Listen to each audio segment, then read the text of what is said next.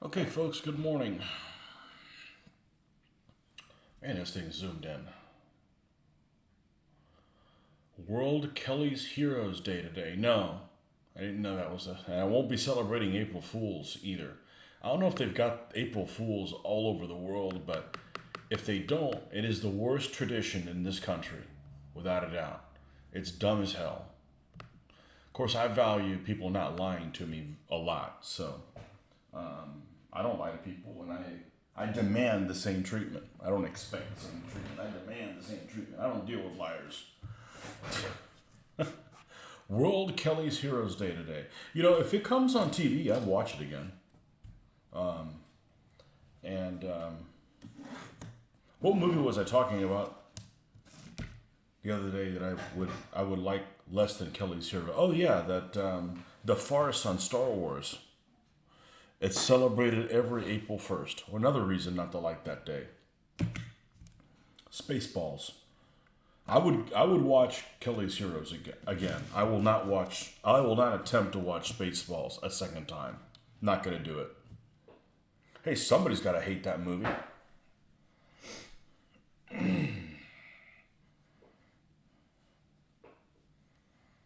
What is your least favorite movie of all time that you're like, I'm not watching that again? And it can't be something you haven't seen. You know, you gotta give it at least 10 minutes. Gotta be fair. All right, couple of maintenance things we have to do here. And I wasn't able to get on last night, unfortunately. I did do some painting. I did these guys right here, which were just a Dunkelgelb. And I had a senior moment because I'm used to painting just figures for so long. I'm used to, like, you know, there's preferred orders to do things in. And if you don't do them exactly that order, it's not a big deal. As long as you prime first and seal last, that's the only things that are important. Everything else you can kind of just do in whatever order you want to. And I went and I brought these guys, and they had been. I finished the last session, Thursday session, by giving them a wash of the Agrax Earthshade. And I came in, I'm like, all right, I'm ready to spray them. And I'm like, oh shit, I gotta dry brush the Dunkelgelb on them again before I do the spray. So after I did that, I didn't get to start airbrushing until about 8. And it was like 9 o'clock, and I'm like, let me go watch something with the daughter. It's just too late to get started at 9:15. So what would end up happening is 2012. 2012 is a movie you'd never see again. I never even heard of it. 2012. Sounds like a Rush album. That's 2112. 2012. Is that like one of those apocalypse movies? The ice caps melting. That's what I feel like it is. Not the ice caps melting. The ice caps melting instantaneously. Not like, slow drip. Yeah, so we sprayed these guys. I fought with the airbrush a little bit. I'm getting better at it, but I'm still having, I'm doing some stellar stuff. I'm doing a lot of this stuff is really turning out very well. Or how I want it to turn out. And then you got zones where it's like, but it's totally fixable. It's just annoying that the margin of error on the airbrush is just like too much to not enough. It's just very small segment of that. So, at first glance, I don't like how these look because everything looks very greenish, and that's because the Dunkelgelb is just, it's pulling off of other things, but I know it'll turn out well now. But let's finish up a couple things. We're going to put these guys aside. We'll get to them in a second. Let's finish this little guy, except the antennas. I've got the antennas coming in. I've given up on doing sprue. It's just not durable. For whatever reason, it's just not working out for me. So I got some piano wire coming that hopefully will be the right thing. It was on Amazon for 99 cents.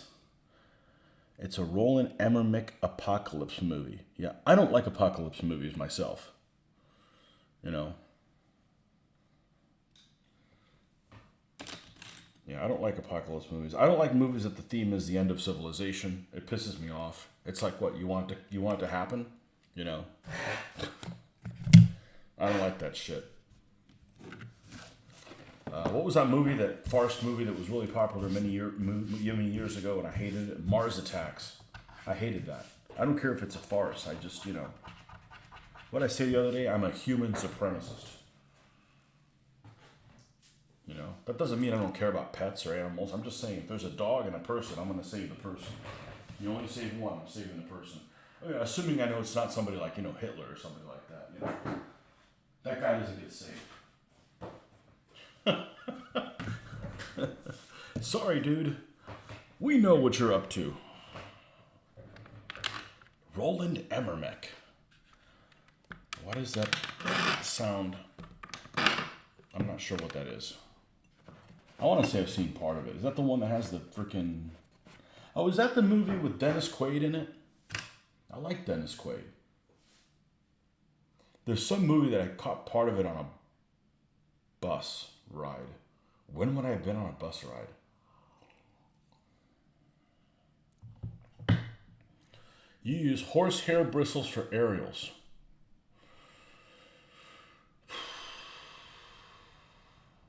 Yeah. Well, one of my painting heroes, I saw him, did an article, and he says he uses wire. So I'm going to go with what he says because,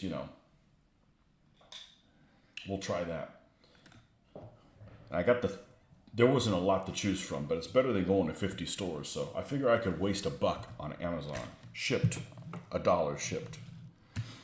So we got that coming. We got something else really interesting coming. I'm about to turn a corner on this project, and I've cogitated. I'm not going to spill the beans on it yet because I don't want your suggestions to pull me in all kinds of different places. Because when I get overwhelmed by stuff, I just walk away from things, and we don't need to do that. Good morning. Yeah, I got a little bit of a later start today because the daughter wanted me to take her into work, and she's got to. Well, she needs me to wake her up at 5:30, which kind of interrupts the flow of this, but we're good here for a while. So let's finish Panzer. Now, see, this is too freaking distracting for me. So what I'm going to do is we're still going to use this. We're going to just rip a piece of it off, and we'll have it over here, and that's what we'll dry brush on. I'm not ADD or anything, but I like being on task. I know people that are ADD and they exhibit things I don't exhibit. I'm plenty fine being calm and stuff. It's when I get pulled in too many different directions, I just get overwhelmed. And that wasn't always the case. I think I've done it too many times. I just don't want to do it again. Okay, so let's finish this guy with a weathering. All right, and then we'll start working on these other German vehicles.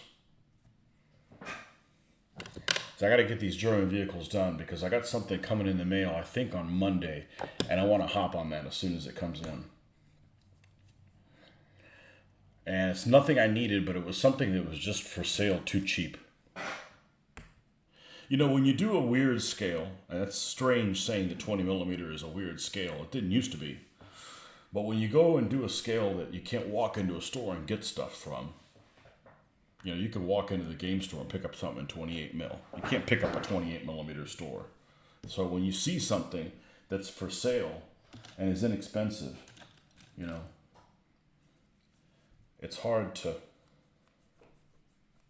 Oh, we might as well do this guy too. Oh, I got to figure out what I'm going to do the numbers on him.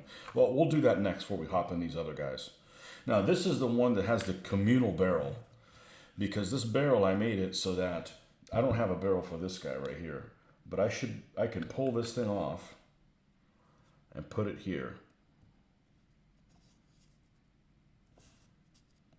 And they share a barrel for now.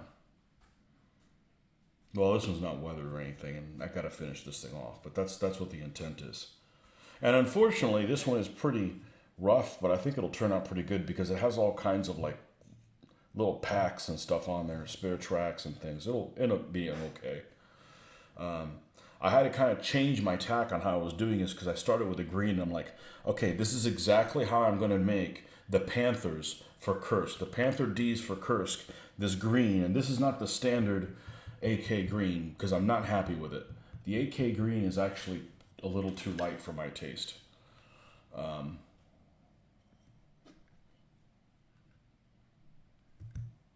This may not be it either. But anyhow, you know, it changed in color depending on what they mixed it with. All right. So we have a communal barrel. What if they wash it before they put it on the other tank? TMI.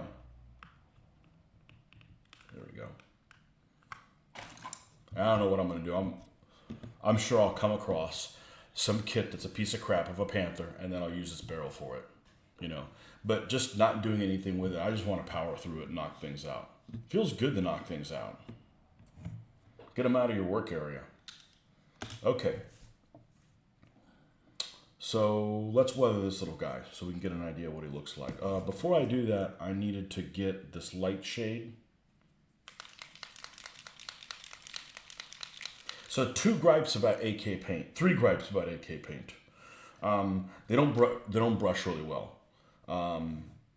These airbrush better than these. But if you take, let's see, how can I word this? It's easier to get these to airbrush than it is these to brush. These are just too watery. So, and when you shake them, they're so watery that this top part ends up having a bunch of paint in there, much more than Vallejo. See, look at this. It's just a watery mess. Other than that, they're great.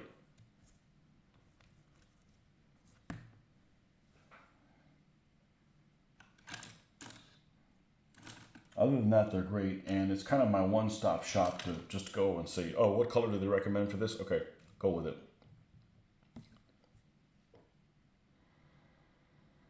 Yeah, this has a little bit of built-in paint here. Let's take some hand sanitizer, take that off. Let's get it to release from the bristles.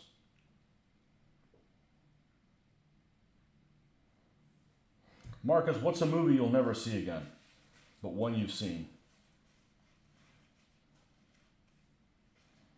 I have a lot of them. I can't think of them right now. The biggest disappointment in a movie ever that I can remember, is there's always that caveat, is that one that's on Netflix called This Is How It Ends. That is my kind of movie.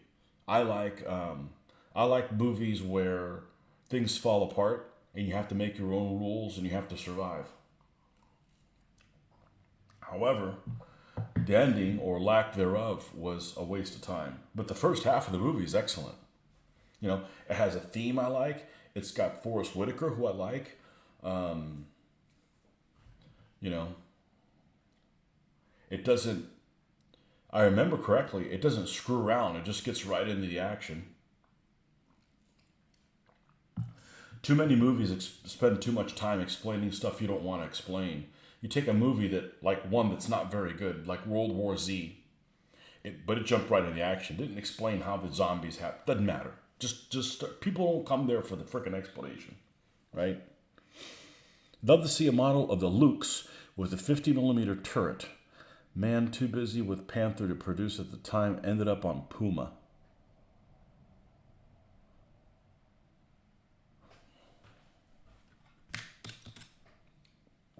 All right.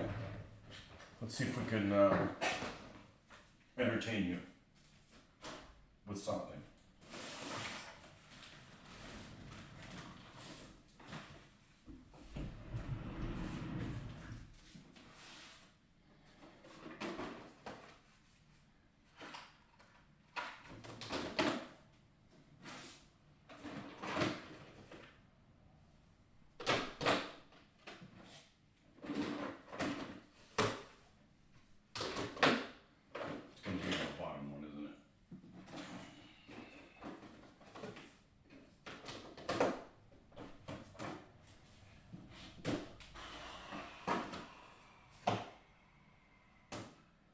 I got 2 more of those die-cast 3Ls to do, by the way. It is the bottom one, isn't it? It's not. Huh.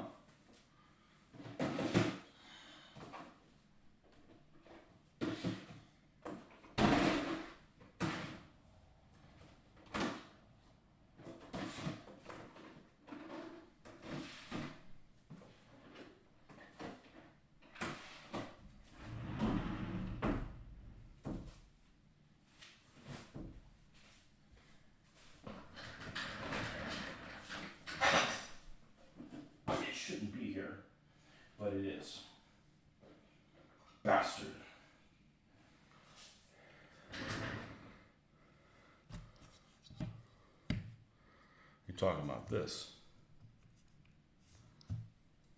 Mama! Does that happen to you when you get older? You start fumbling everything? Because if that's the case, I'm going to put an end to getting older. Because I hate fumbling stuff. That's like every time you eat something, you get something on your shirt. I'm not there yet, and I don't have that. That would annoy the shit out of me.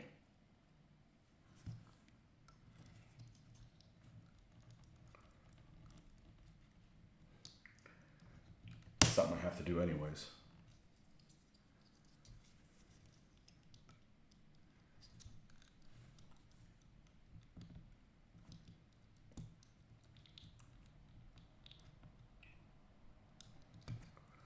There's things that you see older people exhibit. You say, I don't want that to ever be me. Fumbling things, getting shit on my shirt.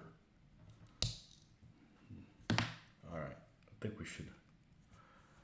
Here we go. Talking about that.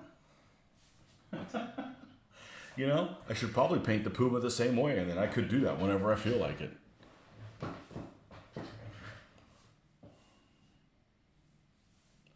Turret was originally developed for the VK1602 Leopard.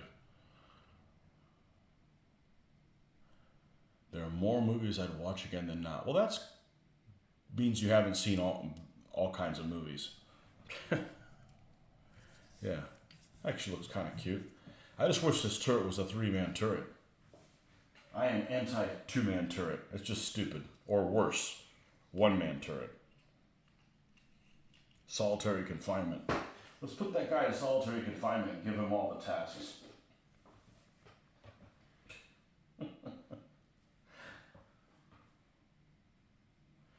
Why are we getting our ass kicked? Well, because one guy is doing all the work and he's bitter about it. Klutzy as I get older. All right, well, I got to do some cocaine or something and die young.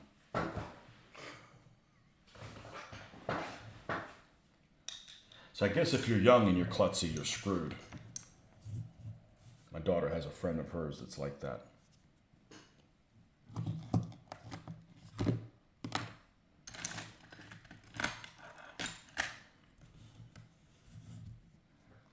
All right, where is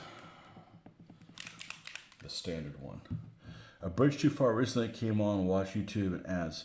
Watched it twice. Loved the actors and the acting. I feel like it tried to do too much. I like some of the actors. I could do with never seeing Elliot Gould ever again in any role. He just bugs the shit out of me.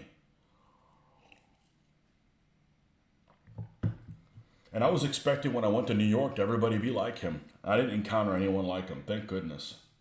And don't get me wrong, there's people from the South that are annoying as shit. You know.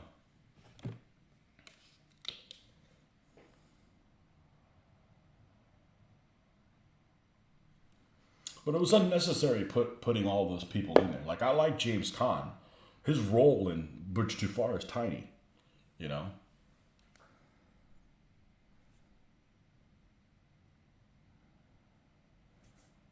I watched it relatively recently and was like, you know, I didn't hate it, but I'd seen it before. It just tried to do too much, I think.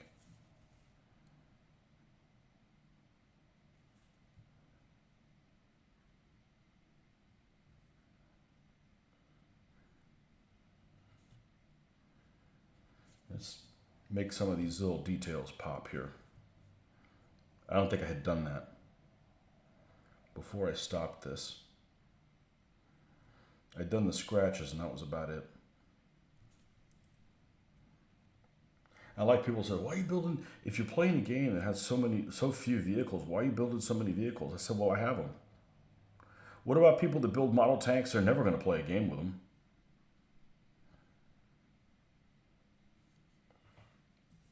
But I've got something that is coming in the mail today that I did some brainstorming.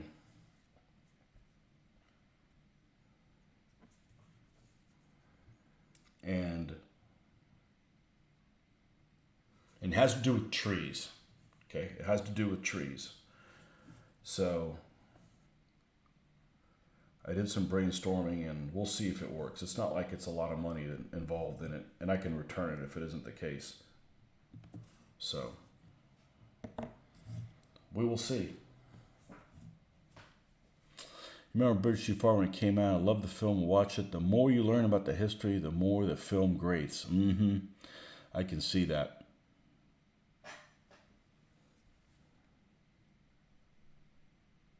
Yeah, and I read an article after I watched it. It was saying that basically it was created as an anti-war film. As war gamers, or as myself, as a war gamer, historical war gamer, I just want to see stuff in action. I want to see the things that we have on the tabletop in color, doing the things that they do. I don't need them to tell me a life lesson. I don't need to tell them, just show me the stuff in action. That's all I care about, because if I get excited about it, then I'll go and read the real history somewhere else. Most people that watch a movie, especially the general public, are not going to be that route. The only thing that they know about a subject is what they see in a movie. So, if you got a movie that portrays things in an inaccurate method, you're misleading a lot of people. Great. Try to do too much. Would have been made a good series along the lines of Brandon Brothers. You could do 12 episodes things on Market Garden and still come up short. It's so complex. It's so complex.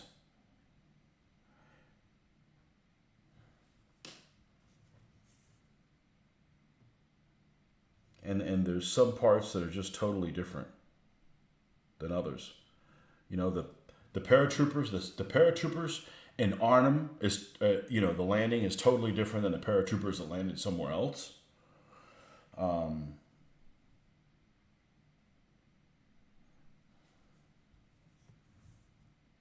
Yeah, it's a different thing.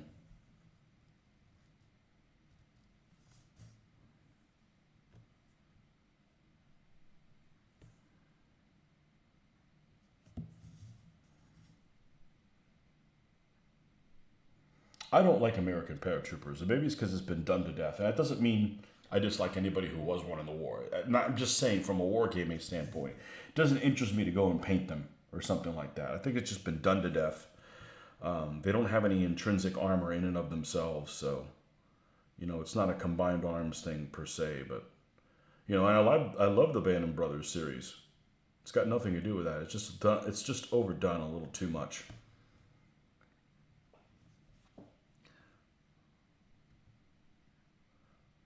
Not sure if you all watch Tick. I certainly do. I love Tick. Well, you know what I mean. He uses maps a lot and the counters. That alone, and I think he's well balanced. He's not like I have this agenda and I want to push it. At least it seems to me like that's what he is.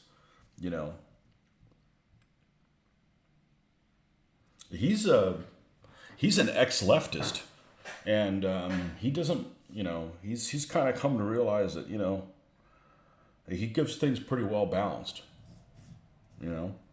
That's all it is. Just don't push your agenda. Just tell me the best you think how things were, because I really like his videos. Like I said, the only gripe I have with him is he has his meter of talk. He ends every sentence the same way. It's not like that. I can't do Tick, but he reads a lot, so he puts information in a way that is accessible. And then if you want to read more about something, he gives you the reference materials to go on and read more about it. So it's kind of like a Cliff Notes version, The book the film is based on is a good read. The Dutch resistance were ignored, and the fact that they could have used the phone system for communication. Yeah, the Dutch resistance really isn't something that comes up in films, does it?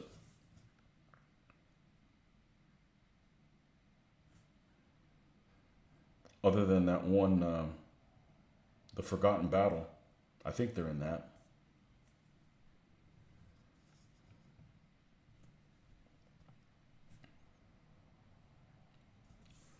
But I like Tick's videos because of his use of maps. That I learn really well that way. Like when I'm reading that kind of stuff, I'll have an atlas, and it's always like, where's that city at? You know, and I'm reading like one sentence at a time, trying to find everything. You know, and there he's talking about stuff, and stuff's moving as he's talking about it moving. I understand very well that way, but I think very map-like. I use them a lot for what I do for a living, which is just kind of just coincidental. But even if I didn't do that for a job, I'm still very pro map.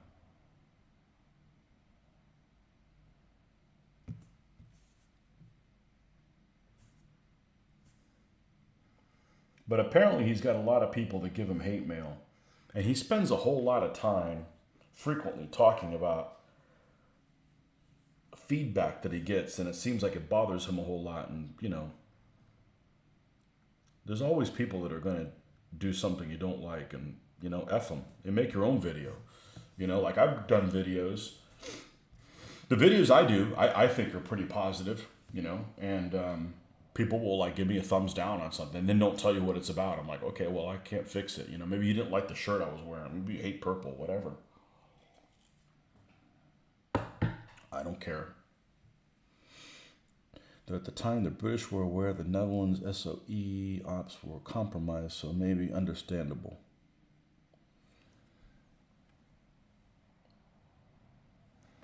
Yeah.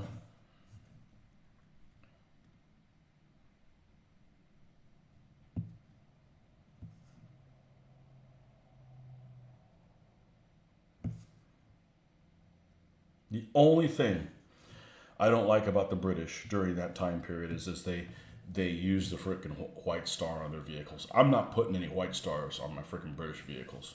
That's just stupid. I don't care if they did it. They didn't do it on every vehicle, and that's the ones I'm going to model. You know, something like an Archer with a white star just looks stupid, you know?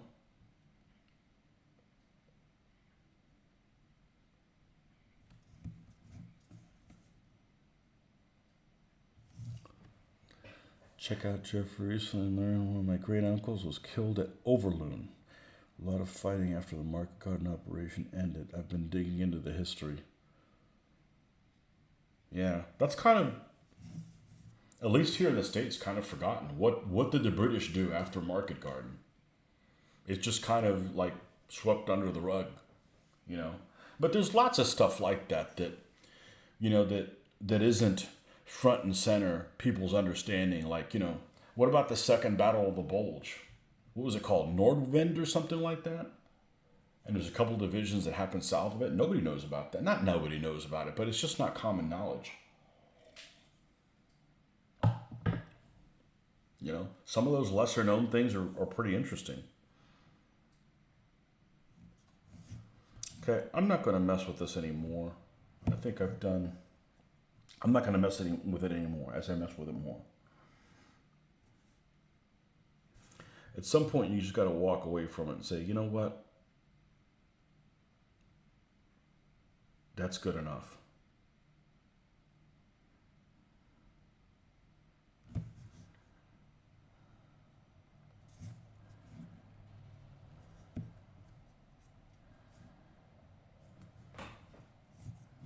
Okay.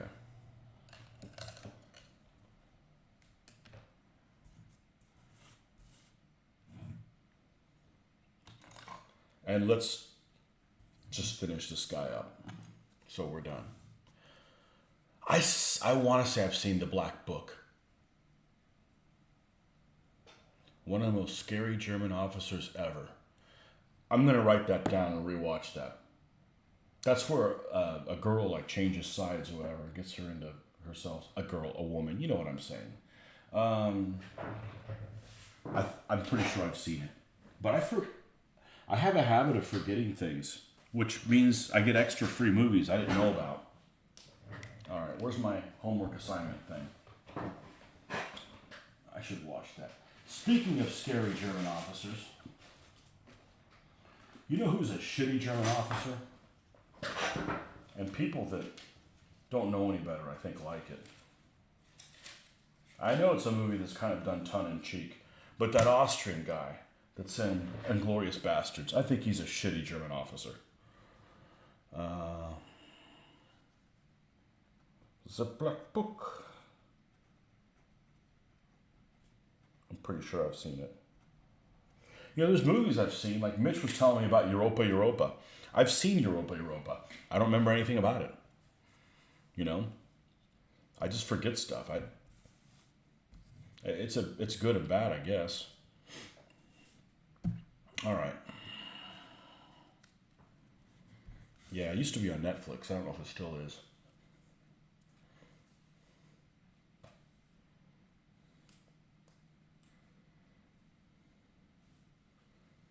Yeah, whatever that guy is, I don't think he's very good.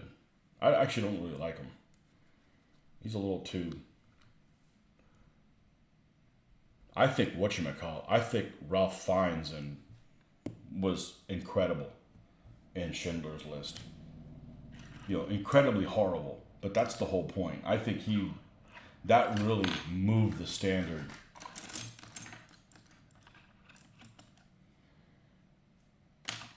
Quite a bit for me.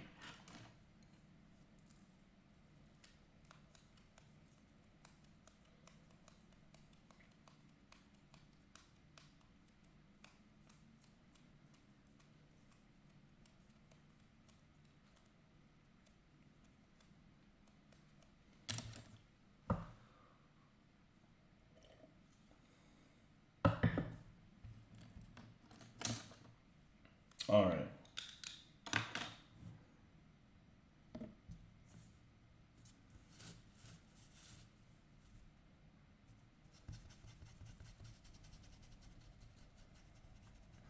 Anybody's better than that child molesting looking dude on that tank commander on Kelly's Heroes.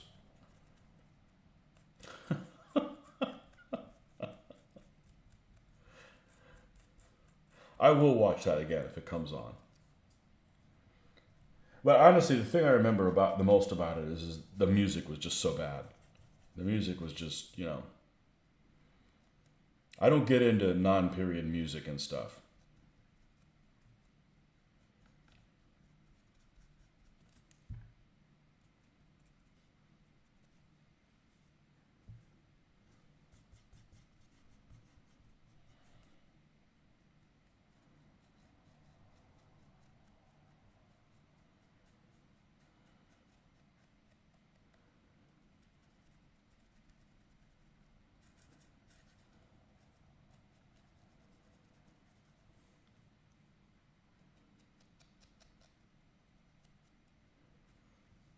Paul Verhoeven.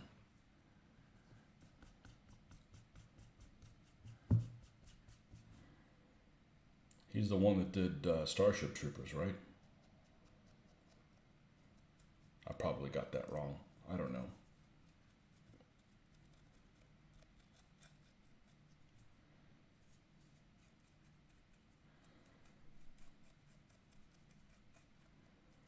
We're not going to go crazy with this thing.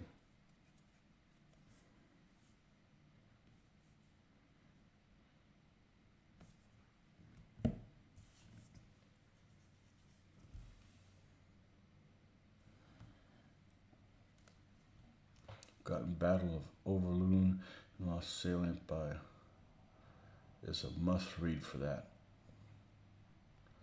Oh, so the Forgotten Battle movie is based on the Forgotten Battle book?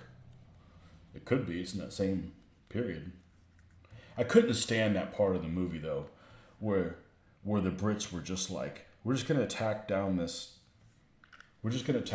causeway. I'm like, yeah, after you freaking nail it with artillery, you know? After you nail all that shit with repeated artillery. Or is General Haig in charge of the British Army again? Getting his own people massacred for no reason.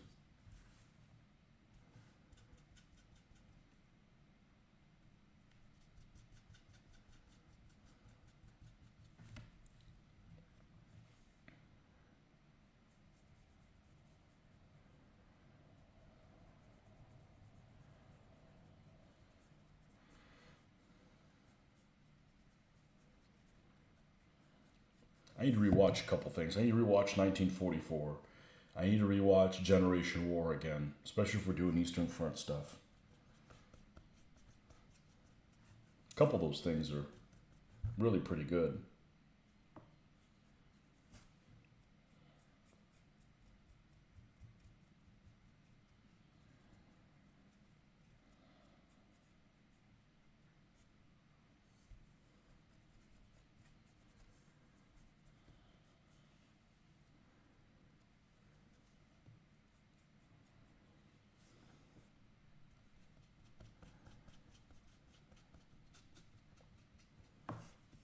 So the interesting thing about the Commonwealth forces, F it, I'll just do what I always call them. I just call them the British. It's not to downplay any other Commonwealth allies. It's just easy to remember that way. They used Lend-Lease tanks, but I don't think they used any Lend-Lease trucks. They may have, but it seemed like there was enough of the CMPs and other stuff to go around. I don't remember ever seeing Commonwealth troops using, Studebakers or what have you.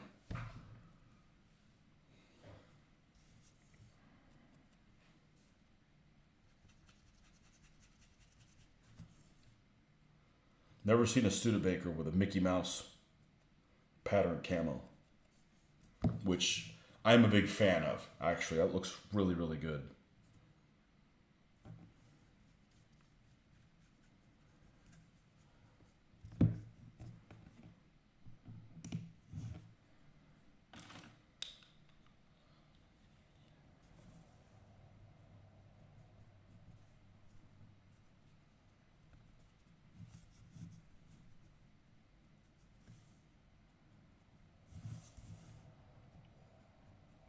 I don't know what the name of the book is that I'm having read to me right now.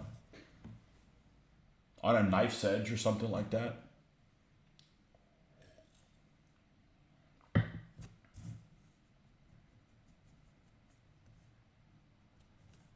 It's by that Indian doctor, Prit Bhutar?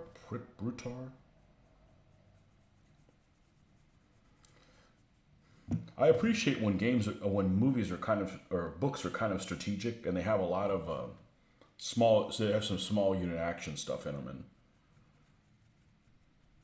there's some interesting stuff in his books. All right, step away from this thing.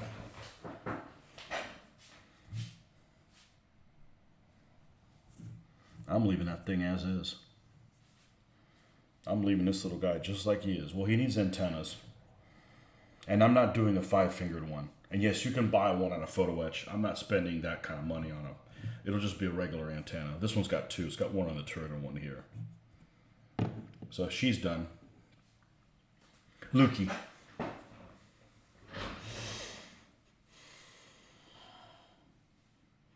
To use for war games scenario inspiration. Been looking a lot at the late battles outside of Arnhem, inspired by forgotten battles on the flanks of Arnhem scenario book for the war on the ground. Yeah, that one or two Panzer brigades, right, that did the counter assault stuff there. I find it hard to get excited about researching a unit that doesn't have very specific unit history behind it. And I find the Panzer brigades, that's the case with them. It's a lot easier to build units for Panzerlehr or Guards Armored Division or, something that has some history instead of, just a kind of a one-off thing.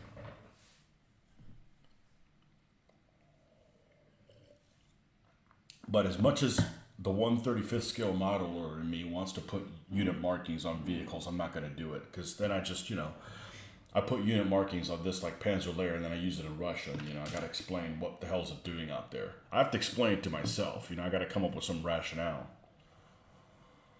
Okay. She's done. Panther is done.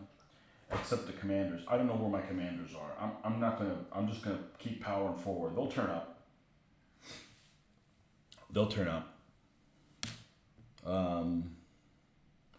This guy, I don't know what I'm going to do for numbering on it. Not worried about it right now. Let's work on the Matchbox Dinky Panzer IV-H. We got this thing all torn apart. We need to give it a Dunkelgelb dry brushing on it and clean up some of this stuff. I wanted to use a brighter green on purpose.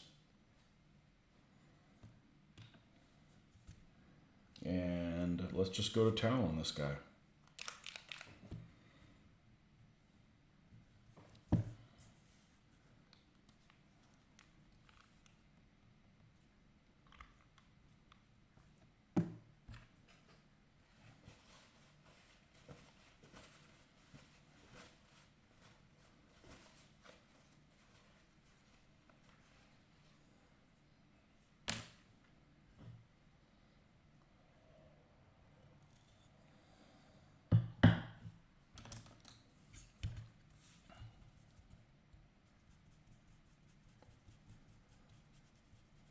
You know, one thing I mentioned about, I've said this many times before, is the British will take a US kit and make it look better with the camouflage and stuff. Their tanker gear is a hell of a lot better than American. The American tanker gear looks like they're going to go play football. You know? Like the 25th Panzer Grenadier Division, a violent short history for that unit. You're currently researching the battles that the Gordon Highlanders were involved in 44. Lots of 80th anniversary articles for the Biden newsletter to be written. Cool. 25th Panzer Grenadier Division. I'm not familiar with that one. Sounds like something would fight in Italy.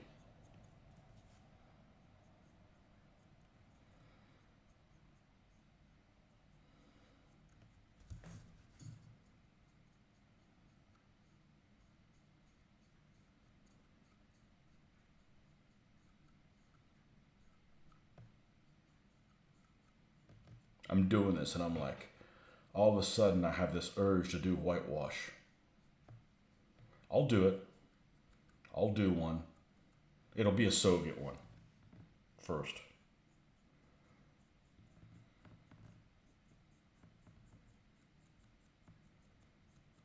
Man, and I really want to do it with, well, it was there. I do have the whitewash from AK. MiG, whatever. AK MiG, whoever the hell he is.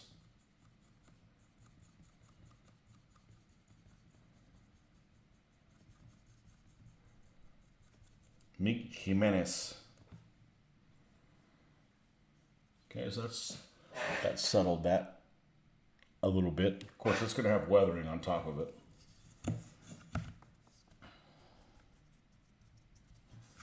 Just go ahead and do the other side.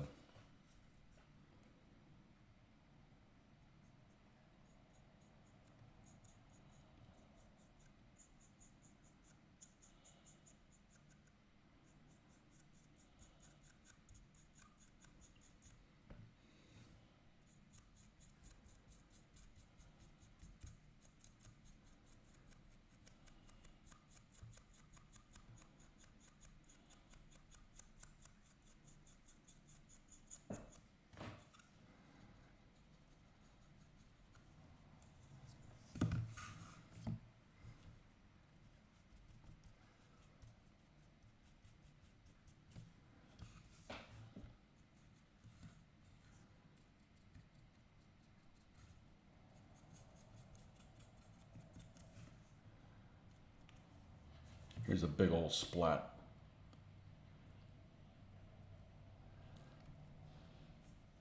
They're not as frequent as they were in earlier ones, and they just happen. And I was actually pretty successful. Like, start the airbrush, blow it out, start it going on a little bit, and then bring it over here quickly. But still, sometimes you get these little pockets of they just misbehave. It's not a big deal. It's just kind of annoying that, man, I don't know if I could be any more careful. And it still happens. It probably happens to everybody. They're just not willing to show you their mistakes.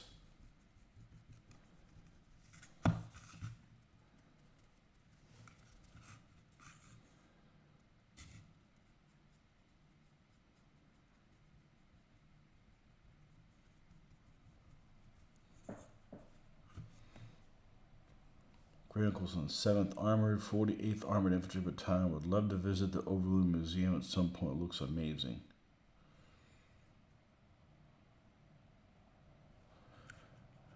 Your great uncle? Oh, 7th Armored. Got it.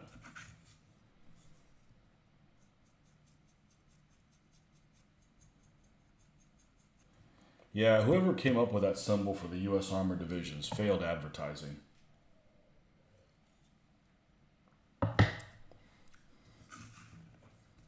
All they had to do is just get the same guy who did the U.S. Infantry Divisions. That was plenty good. But the U.S. Armored Division, let's just use this triangle. Boring.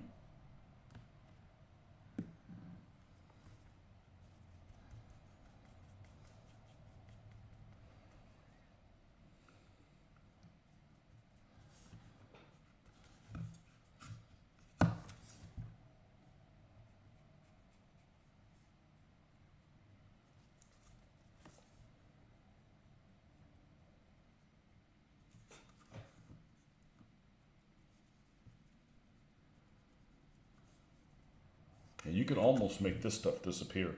If you're like, I don't really like that thing there, just come over and just lightly dry brush with this and it'll just disappear wherever it is that you happen to have that color. And I don't know that I've seen somebody else. I'm sure somebody else does this, but I don't. This is one of these. There's some things that I pick up from using other people's ideas, like the Agrax Earthshade. That was lifted from somebody else.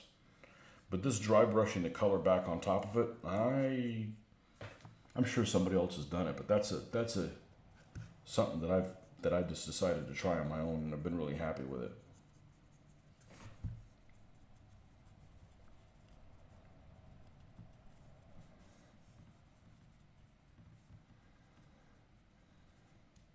I actually watched a video the other day where somebody used these these exact three MIG colors using an airbrush and masking, and I'm like, that's not for me. That takes way too long. I know. Don't love the triangle. Yeah, but it's okay if one of the divisions was that way, but they're like all that way. It's like, oh well. Our troops deserve better.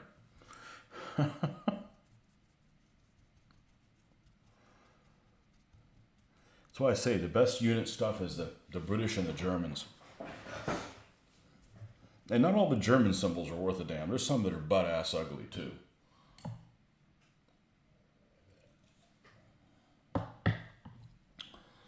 You know what? It's extremely confusing about the Germans is that they talk about the Ghost Division. I said, are you talking about the 11th or are you talking about Rommel's 7th? You know?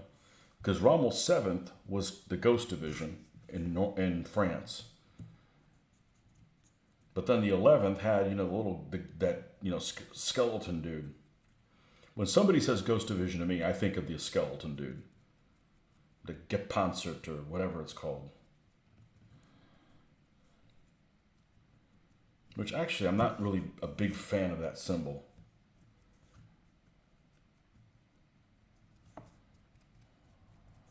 But some of the unit markings the Brits had too were, I think, just as good.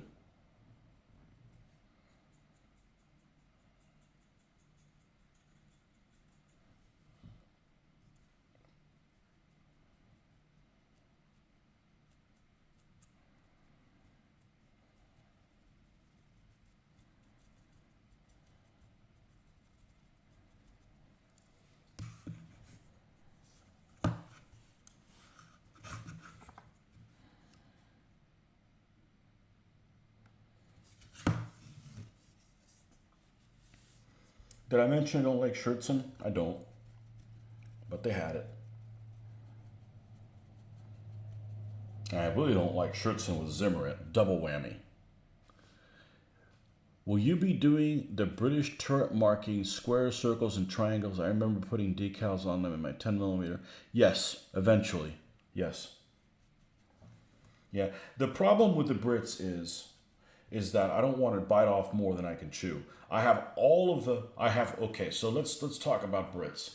I have more than enough infantry for Northwest Europe / Italy that I'll ever need, and I've got a lot of figures that are really. They're all by Combat Miniatures, and they're gorgeous figures. So I've got all that. I don't have any for the desert. I want to do the desert stuff before I do the Northwest Europe stuff, but I don't think it's kind of come to that. I have no desert vehicles, no desert infantry. So I'm probably going to do Italy at some point. I just don't want to leave the Eastern Front yet. But yes, I'm going to do...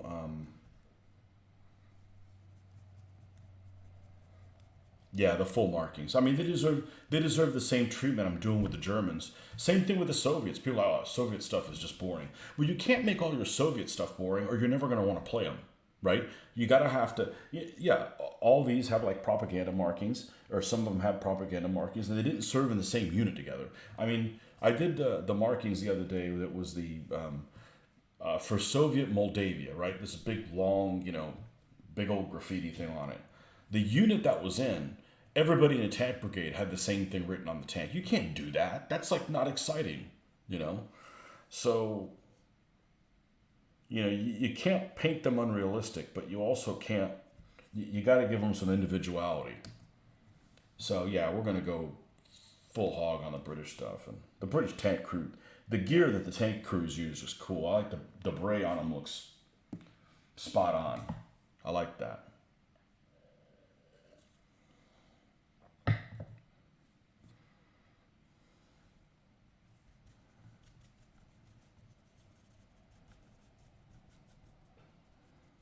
One of the things that I have my eye on in buildings is this Italian village, and I haven't done a first building yet, so I got to work my way there. But my goal is to purchase that and get that for the tabletop.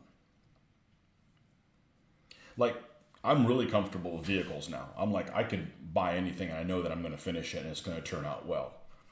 That I'm going to be happy with the results. So I got confidence in that. I'm sure I'll get the same way about buildings. I got trees. I got a tree solution coming today. If that's the case, we're going to put some trees together and, As I said, I can't do this and do DBA stuff at the same time. I can't. There's not enough, maybe if I was retired, but I'm far from being retired.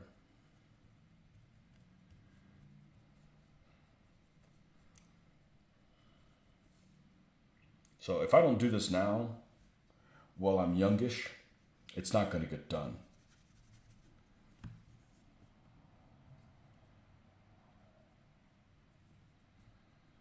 So we're going to give 15s a rest for now.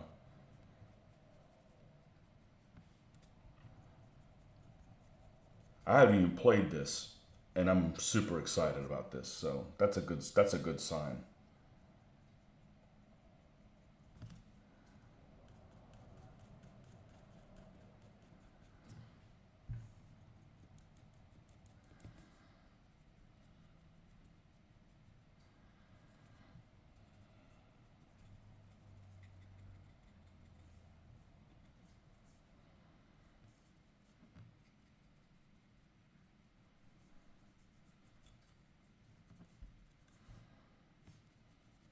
Of course, we're going to have highlight on top of this.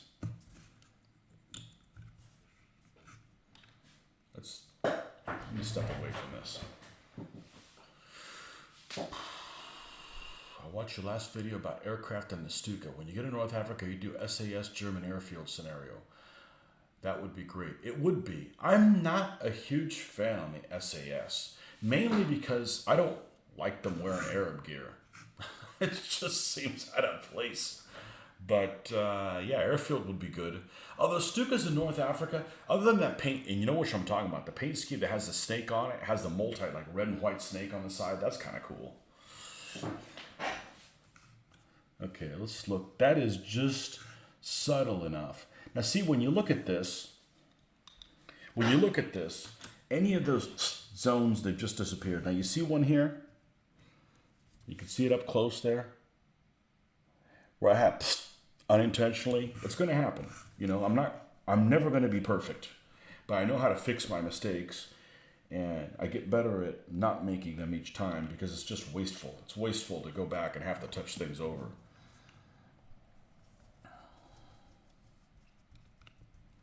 I've actually looked at doing some Italians, but yeah, any raids like that, I think French partisans would be perfect for my rules. I think French partisans would be ideal. So I've got about 20 French partisans. They're all different. They all have personality. We're just going to settle this up, and it's just going to be like it never happened.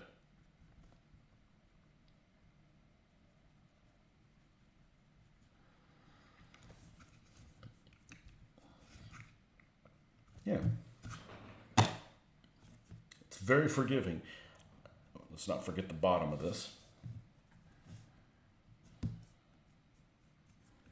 I was painting this running gear on this dinky thing, and this has better looking. I don't know about being accurate. I am not a road wheel Nazi. You know, if they don't have the right, so many of these Panzer IVs have what's the wrong pattern road wheel.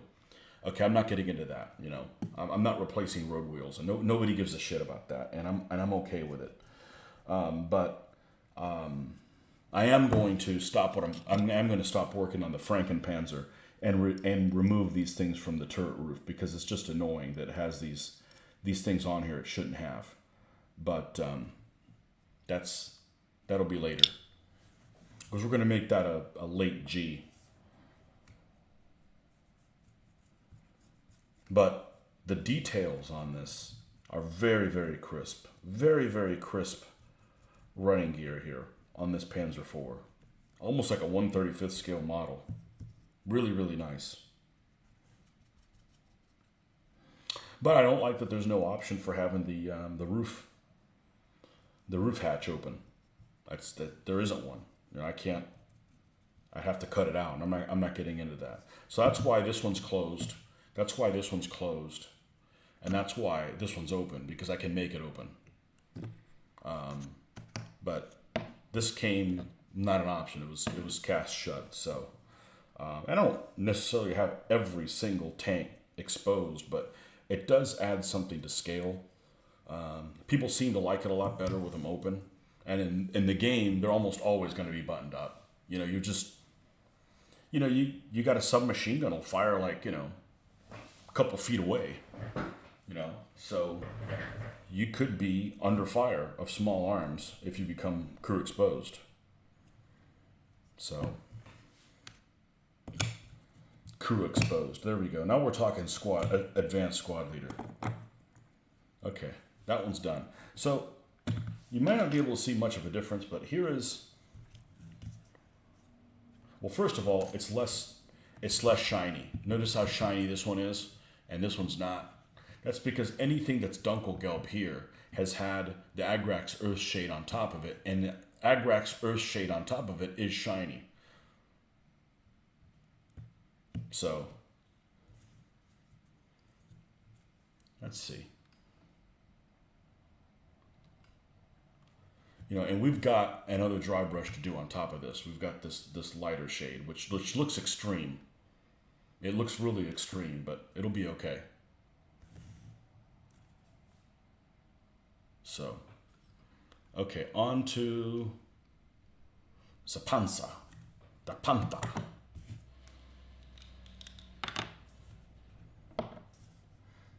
Panther Kampfwagen Panther. It was only Panzerkampfwagen 5. I don't know how to say 5 in German. Not my responsibility. I know 2 languages. I'm not going to learn anymore. It was only Battle Tank 5 for a very little time, and then it literally became Panzerkampfwagen Panther.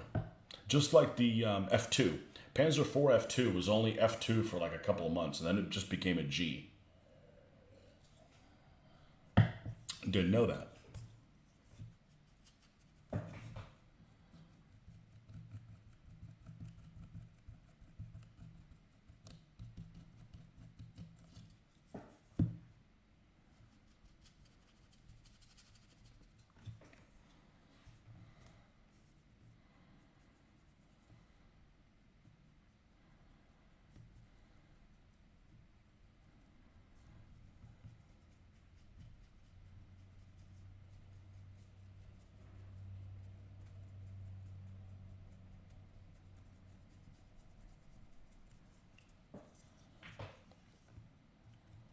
There's a guy that does videos. He does a lot of videos. And he's a German guy. And he has videos that are kind of unique or whatever.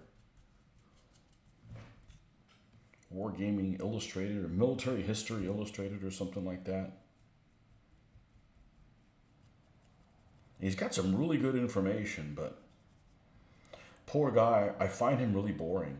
And if you like him, well, you like him, that's fine. But different people appeal to different folks, just like I'm sure some people don't like my programming. Well, I'm sorry, I'm just being who I am, There's lots of people I dislike, It's okay, I'm not here to please everybody. But he's got some really useful information, but there's a lot of guys that do really good programming, but sometimes when it comes down to speaking or whatever, they don't have a lot of charisma, I should say. Or maybe it just doesn't appeal to you. Here's a big old splotch here on the front.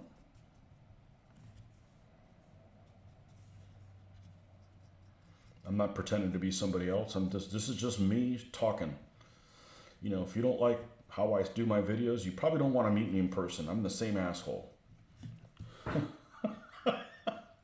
You're just going to get a bigger helping of something you don't like.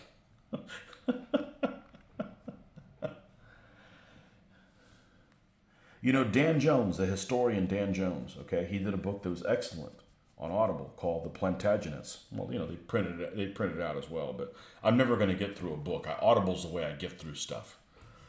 And his Plantagenet book is excellent, but the guy who narrates it makes me want to, it's like death by slow drip. It's painful to listen to. And some people out there might like it, but and I did finish the book because the book is that good. And he's narrated his own stuff, and I think he's starting to do that now. And he's an excellent narrator. Like, just narrate your own stuff. I mean, I know he can't do everything at once, and you can't do everything, and you've got to sub some stuff out. But don't sub that out, because he's an excellent narrator. He pronounces things very well. For North Africa, I love doing skirmish scenarios based on tank recovery. For major battle routine, many tanks are still salvageable. You know what I would love to have? I would have loved to have a 4x8 foot table of wrecks of the City Rizet airfield. And then just go to town with that. Because they fought over that thing for a couple weeks. That's the one thing about Tick. He pronounces it City Rizet. And that may be how it's really called, but you better change the spelling on it, because that just doesn't jive with the spelling. So I've always called it City Rizet, but anyways, yeah, I would love to have a big thing over that. That would be great. Tank recovery. That is a good scenario idea. One of the skirmish campaigns book is a tank recovery thing at Kursk, and I want to say there's one in. Although I'm not a big fan of them, the battleground Panthers East has a tank recovery scenario. But those scenarios have so many obvious errors in them that I start to question their credibility. They don't have those kind of tanks in that time period. Why'd they do that? I mean, I'm smart enough to be able to substitute them, but I'm just, when you take something that's like, oh, this might have actually happened, but then the people make like obvious childish errors, and you wonder, like, are these guys just pulling things out of their ass? And they probably are. And sometimes for a scenario, you just need somebody else's input to just kind of get a starting block. Almost like you get writer's block. You don't know what to do. So, somebody else can kind of give you some ideas. His latest book, Powers and Thrones. I haven't read that one, but I do like his writing a lot. He makes it very interesting, and he narrates excellently. He narrated the War of the Roses one, and it's not a period I'm interested in, but I found the book very good. So that's a sign of something that's. Hey, Kevin, I finally watched your movie to completion. Your Pit movie. Talk about it just like ending right there. Just like, oh, we ran out of money. Let's just end the movie.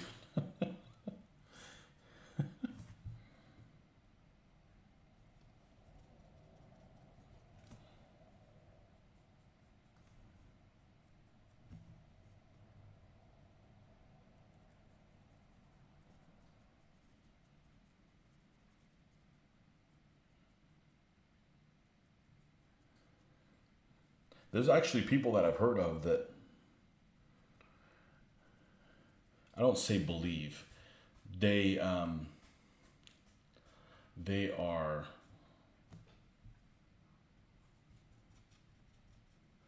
they favor that concept, even though I don't think they've ever seen that movie. And I'm talking about the whole Mars thing.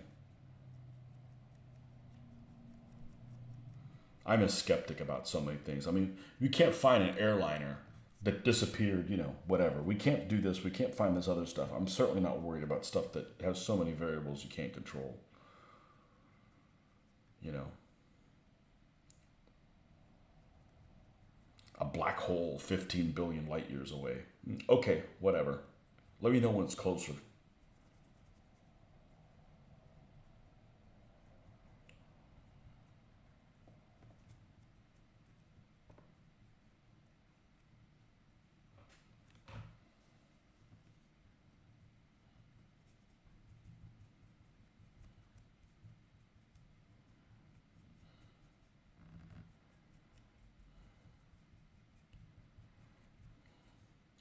But the thing that struck me is old Julian Glover's in there, and they're always saying that Sean Bean dies in every movie. Yeah, Julian Glover dies in every movie too. Of course, I haven't seen him in that many movies.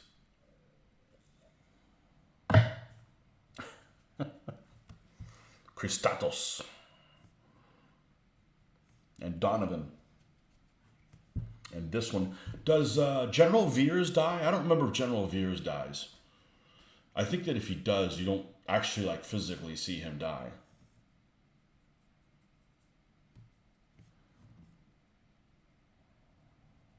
I don't think his AT-AT gets knocked down.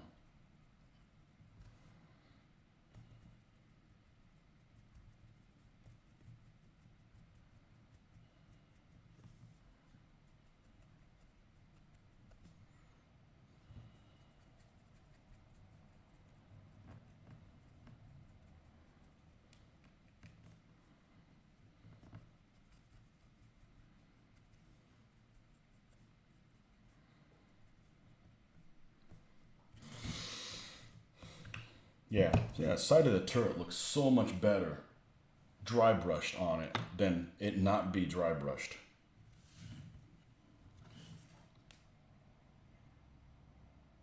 And it's still looking. It needs to have this. It needs to have this top thing to bring it up.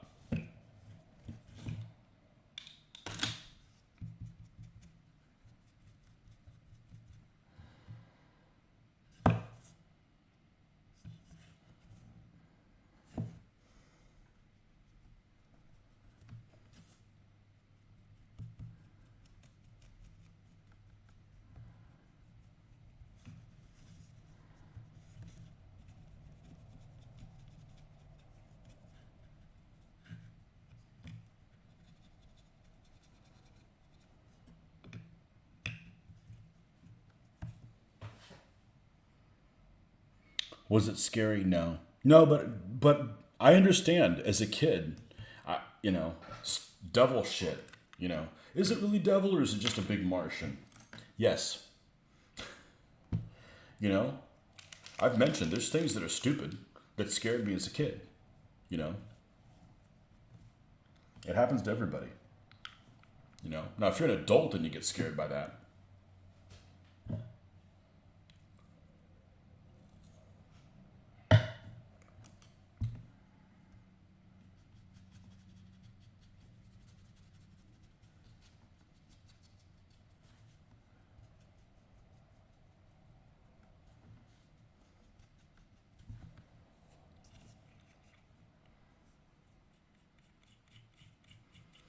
I don't know who the original maker of this thing is. Some of you guys may know this. This is or at least it was packaged as a Fujimi.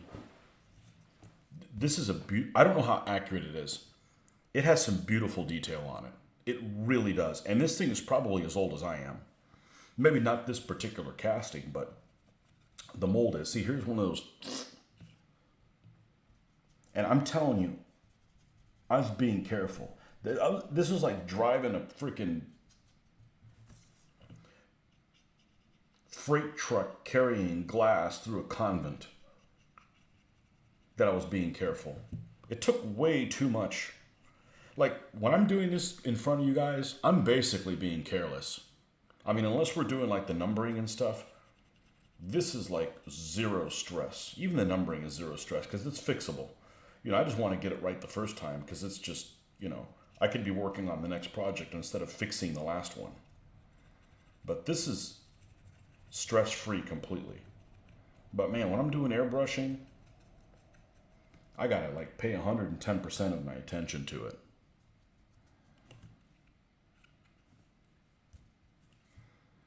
Yeah, when I was a kid, anything that was occult or like, involved the devil and stuff like that, I find that shit scary. Because it just puts things in your mind you're not thinking about on a daily basis. So I can't remember how many episodes there was of something as cheesy as Fantasy. What is it? Stupid show, Fantasy Island. Every third episode of Fantasy Island seemed like it wasn't something. It was just something that was on TV. I just happened to catch it, when it was on. Every third episode, there was somebody that and then ended up making some deal with the devil. So it was like devil character, and he wasn't necessarily like, scary looking, but it was like the idea of like, what's this gonna be? That was like a recurring thing in the early '80s, late '70s, whatever it was.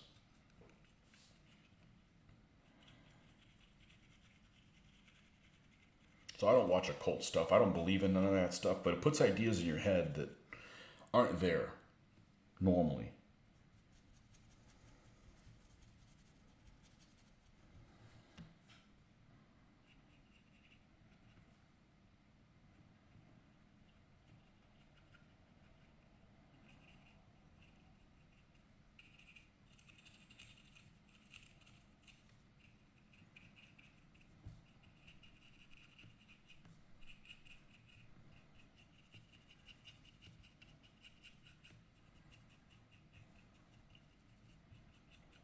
I really like it when you're playing a video game. The video game is scary. There's a really cool video game. Sometimes you'll play a video game and they'll be like, oh, this is going to be lame. And then you get into it. Like, there's that video game, what was it called, that was done for Rockstar that was, is it Black Noir? No, Black Noir is a superhero on whatchamacallit, The Boys. It was, anyways, it was the one that's done like right after World War II. And you're like a detective. And you have to like interview people, and it's actually really good game because it really gets into the period really well. And there's a guy who's murdering people. That's kind of and it was, when you're chasing him down, it's pretty intense. It wasn't necessarily scary, The inside of the turret and whole details on the Fujimi kits are amazing. I have several, and also the King Tiger. Gotta run you all, wife and daughter are waking, and I've got breakfast duty. Okay. Make them something really heavy so you'll have to go back to sleep and you come back on.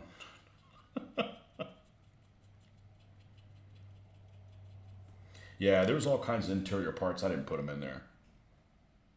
And then something like this MG34 that's up here is extremely poor detail. So I didn't put it on there. I'm going to replace it with something else as soon as I come across, or just leave it without there. But the gun that's there almost looks like an FG42. It doesn't look like an MG34 at all. So I just left it off. Night Gallery. Was that scary? I don't think I've ever seen Night Gallery.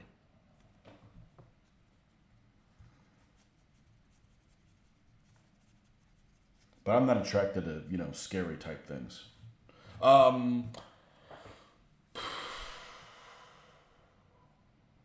What was that show from the 50s I never watched?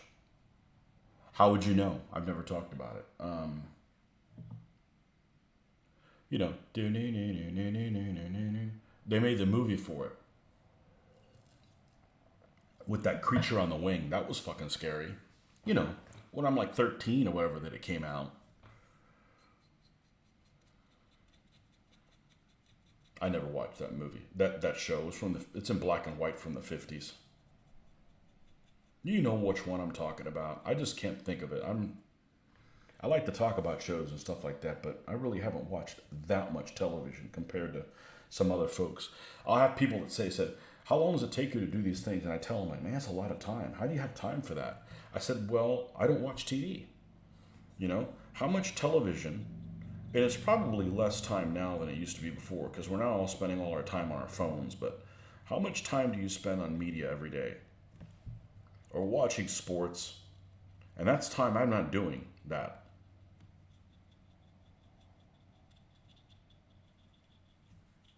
Twilight Zone. Twilight Zone, the movie with that freaking creature on the wing. That was pretty scary.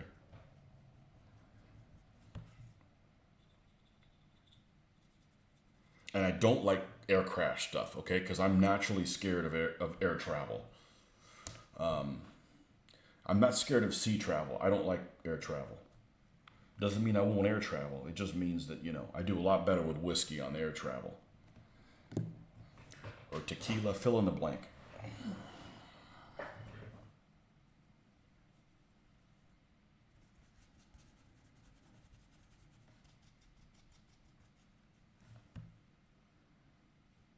I had a bad experience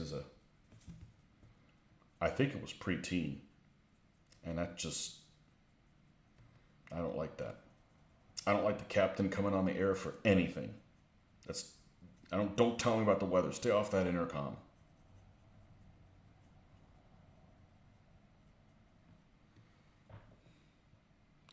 Twilight Zone, Nurse See Your Moment. Yeah.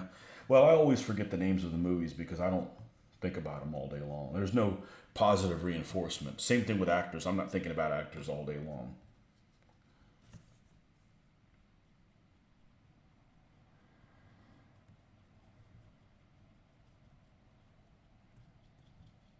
I don't think it's a senior moment. I just think that we have a limited amount of RAM.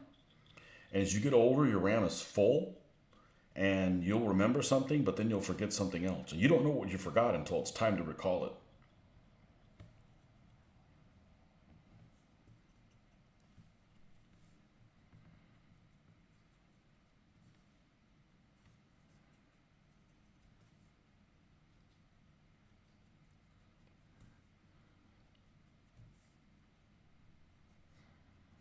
I've been saying that for a few years. It's my RAM theory. This is a beautiful model. If for as old as it is, this is a beautiful model.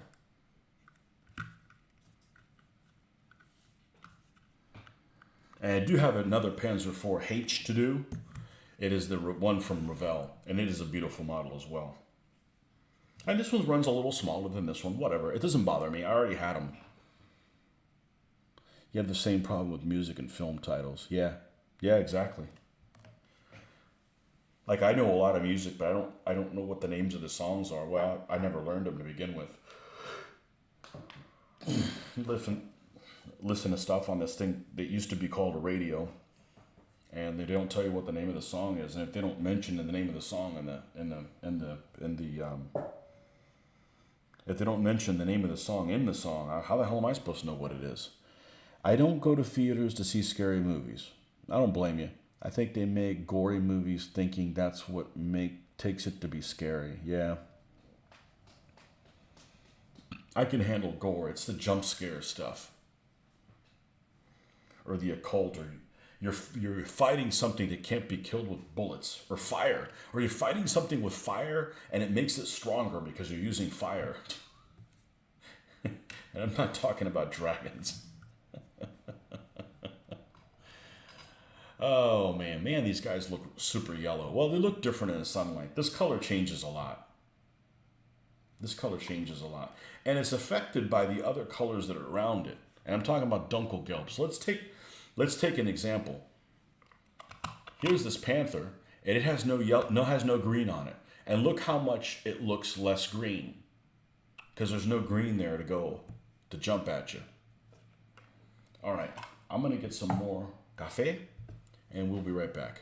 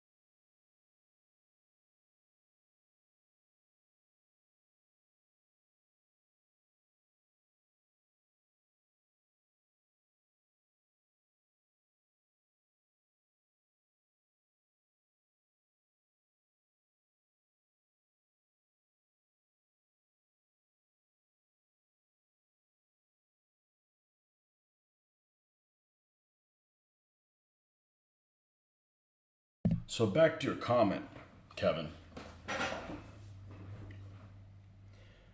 I didn't see any of the movie. The last quote unquote scary movie that I saw in a movie theater, which really isn't scary, is probably Misery,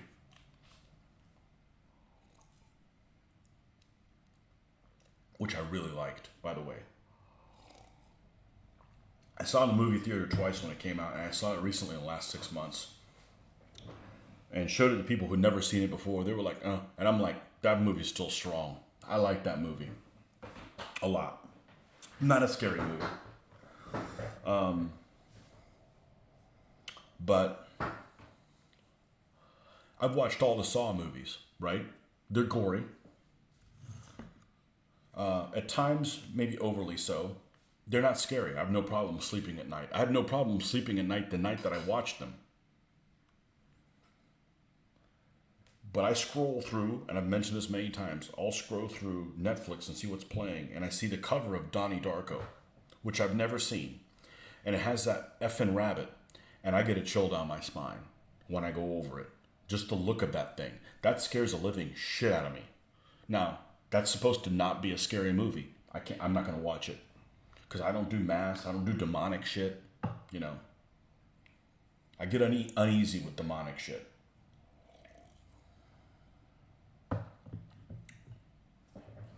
So,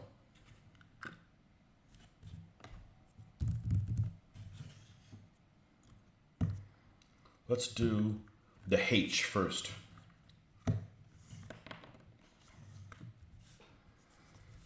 I actually don't mind that. I'm not calling the last letter in the alphabet Z, though. Wait, I just did. Shit.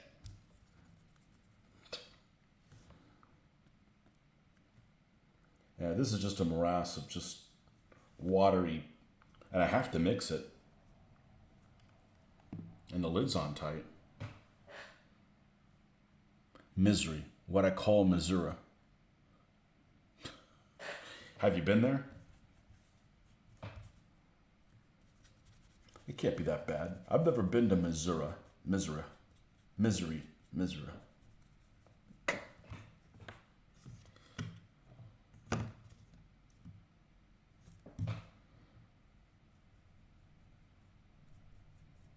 Never been. It's in the middle of nowhere. Or is it that the middle of everywhere?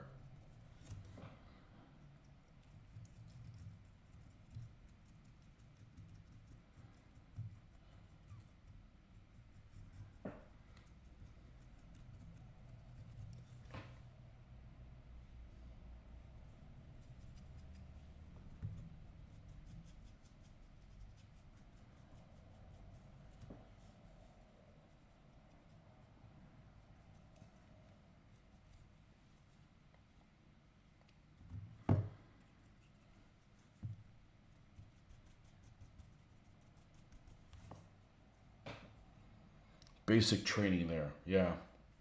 That would be miserable. That's for sure.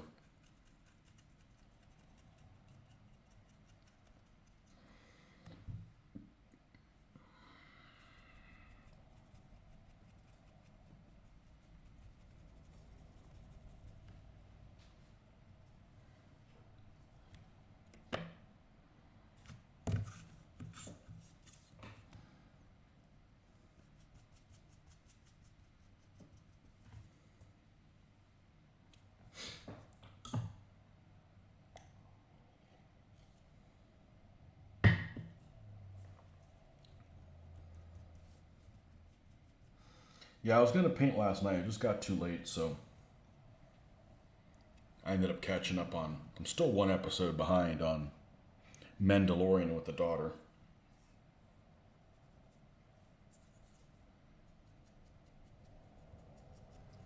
I'm just surprised by some of these shows where people don't watch them. It's almost like the people that are making them aren't watching it. Don't you realize that this part is boring as shit? You know?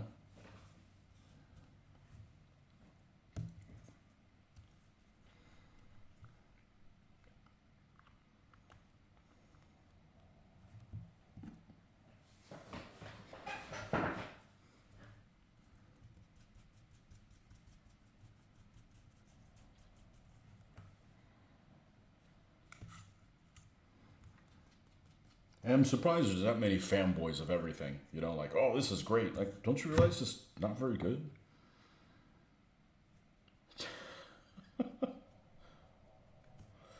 I don't know. Usually the people that I'm watching stuff with, though, we have the same opinion. So it's not like, we're getting into a fight like, that was a great episode. No, it wasn't. We usually either everyone is enjoying the same stuff or you're not, which is kind of cool because it's not like you want to watch another episode. Not enough Grogu. Yeah, that one episode with the one girl and the Hank Azaria looking doctors. Like, I know it's going to tie in together. I knew she was going to backstab. I'm one episode behind, so no spoilers. I haven't watched the last one, which came out this week. But I told my daughter, I said, when she ended up double crossing the doctor, sorry, spoilers. I told my daughter, she's just upset because you used the wrong pronouns on her. No, I think that whole thing is it's very long winded. And when you watch the prequels, especially the prequels, and Lucas does all these little scenes, he'll cut over for a scene that's not worth even interrupting the current scene to show you. Like, it's like too quick. And like this latest stuff is it's too long winded and things that should have been, you know, shorter.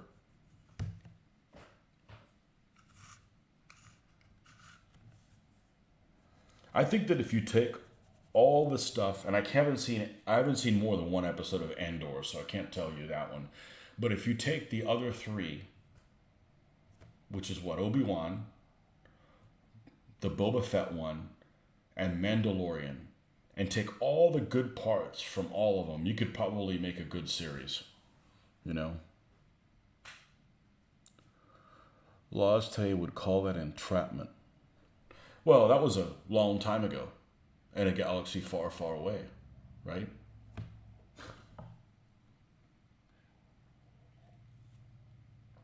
Then a long time ago, I mean, in current times on that galaxy, they must be, on a totally different level.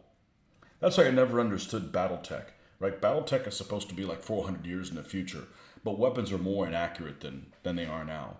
And I said, oh, well, it's because they had the war and they lost the technology. Okay, but whatever the Comstar, right? I think it's what it's called, Comstar or whatever. There was when it was one government, you can get those mechs. They're more inaccurate than the stuff is nowadays. But yeah, you have space travel. Like, you know, not very believable. But it's a fun game, especially on the computer.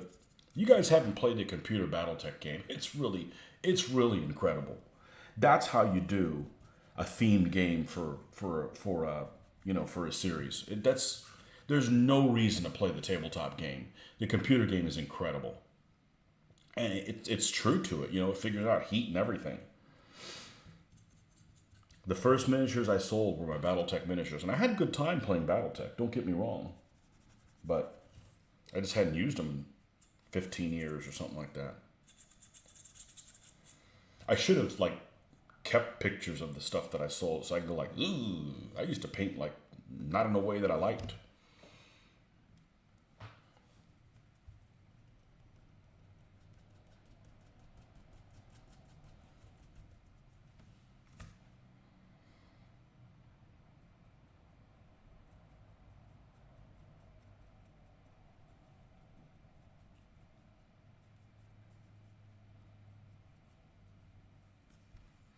Gotta watch Bad Batch and Rebels as well. They are animated.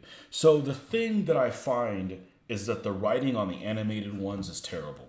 Like, for instance, I watched quite a bit of Clone Wars, and I love the art. I love the style that the Clone Wars is done in. But the stories suck. It's just like it doesn't do it for me, you know? It's just like I've watched bits of those Lego movies, and the animation on the Legos movies are incredible, but the writing is terrible, you know? It's almost like they throw stuff out too quick. But I watch those things because I can watch them with my daughter, and she hasn't shown an interest in watching Bad Batch or Rebels. But when she was littler, we watched quite a bit of the Clone Wars, and it was just like I could write better stuff. I can't do the animation, but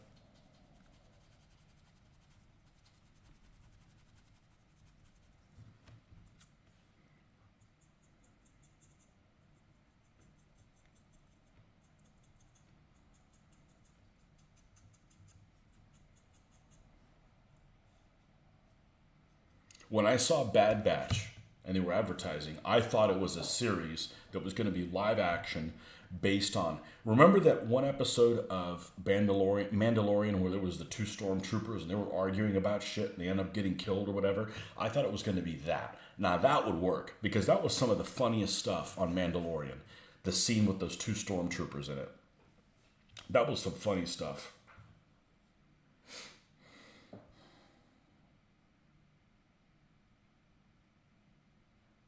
And there was something that happened the other day that almost took a screenshot on it. I forget on the Mandalorian. It was something that he said. Oh, it was part of being a Mandalorian is like being good with maps and never getting lost. And I'm like, I guess I'm one because that's what I do. I mean, I'm better at that shit than anything. Better than history, better than painting. I got the map gene for sure. That's why I really appreciate any kind of history program that uses maps because that's my language.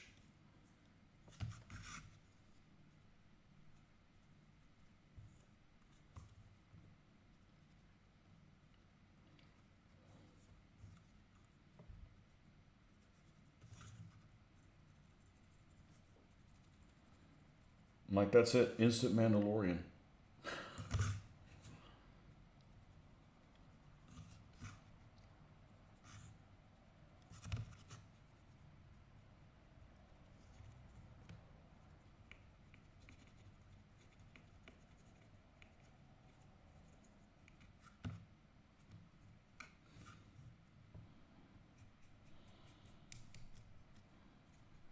We're just trying to debate whether or not the other character, Katie Sackhoff's character, is going to backstab him. I hope she doesn't. But we'll see. No spoilers, please.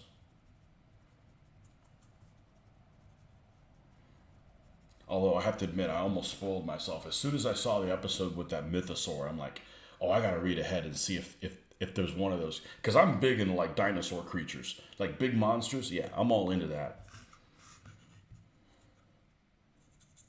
And then I saw some comic book images of some people riding one. I'm like, oh, I thought it was bigger. You know?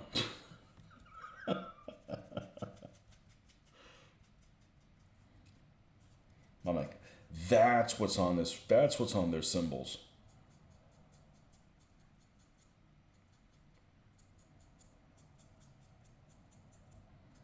That's what that symbol is.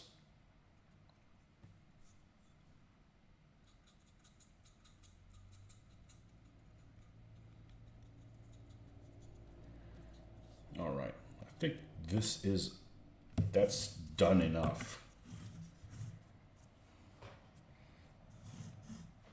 And we'll still have to do scratches. Now let's go to the turret.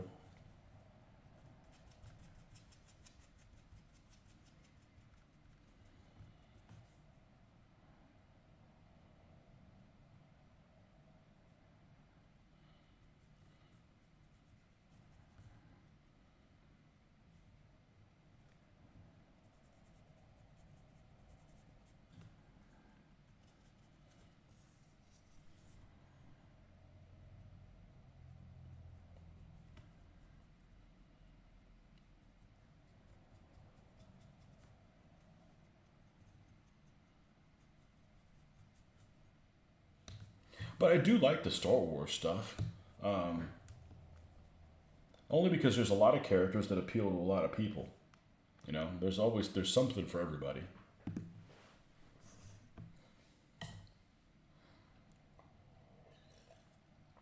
Although I do get a group of the I do get a kick out of those the Mandalorian group that's kind of in hiding because there's like, oh, there's a guy's all orange with that helmet. That's a cool freaking helmet, you know.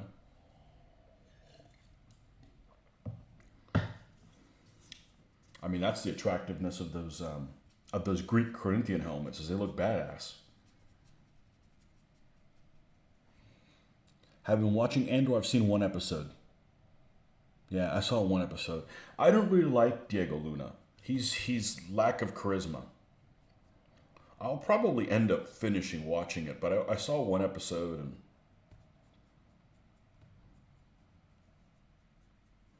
sometimes you just have to power through it. I've said people have told me it's really good. You just got to get through a couple episodes, but you know, with so many things to watch, it's easy to get to forget or not watch it. You know.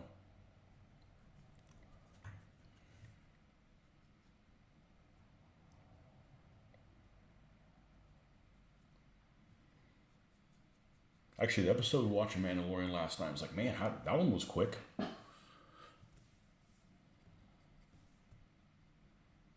know, so sometimes you enjoy more things more than the other one. But I've only seen one Andor, but I don't really like Diego Luna. I didn't like him in. I didn't like him in the movie, and I didn't like him in Narcos Mexico. It's like, oh, him again. I don't care about this scene or anything that he was in, even though he was, you know, a central character to that.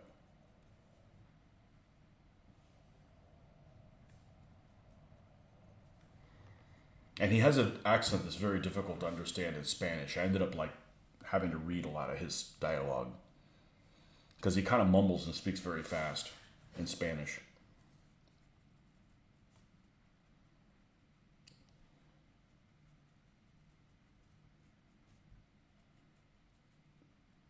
I actually like Narcos Mexico. I don't mind watching drug stuff as long as it's not pushing drugs. And it doesn't push drugs.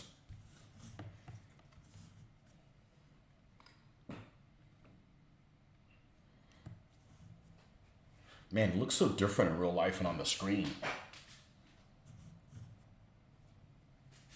It looks good in real life. On the screen, not so much.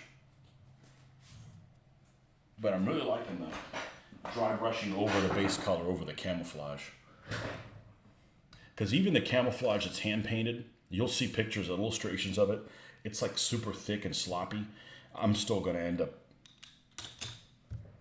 Well, I don't know about hand. The problem with hand painting camouflage is it's an opportunity to not use the airbrush, and then I feel like the more I use it, I need to get better at it. So I actually look forward to using it.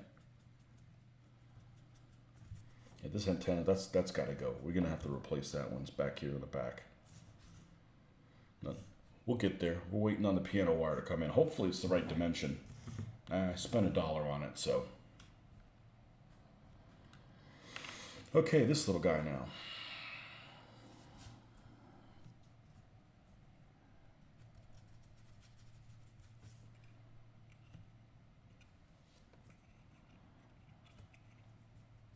I don't mind the rubber band tracks as long as they sit on there okay.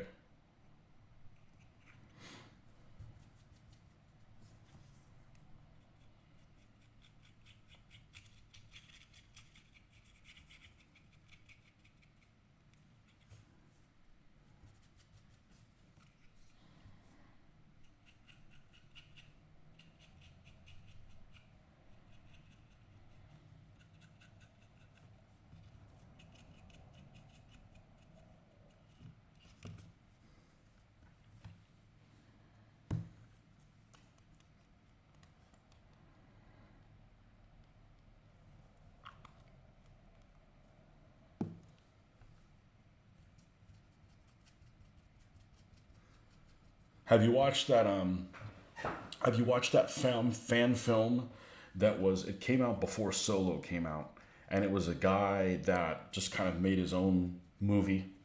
And it's basically a sequel. It's very well done with him playing Han Solo, and he's got all of his mannerisms down.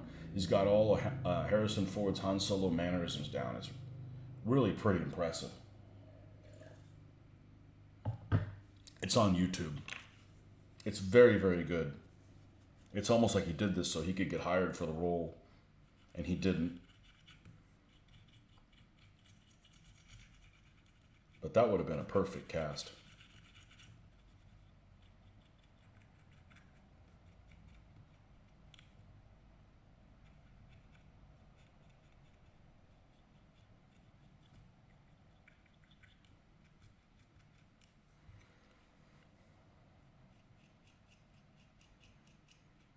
But one thing that I find really, really funny, though, is that these actors, they don't, that take these roles that are pretty much iconic to who they are or what you think of them, and then they don't like the role. Like Harrison Ford apparently never liked playing Han Solo, and as much as I like Indiana Jones, I think Han Solo is an even better character. I really like the Han Solo character, and I think most people do. And he apparently hated it.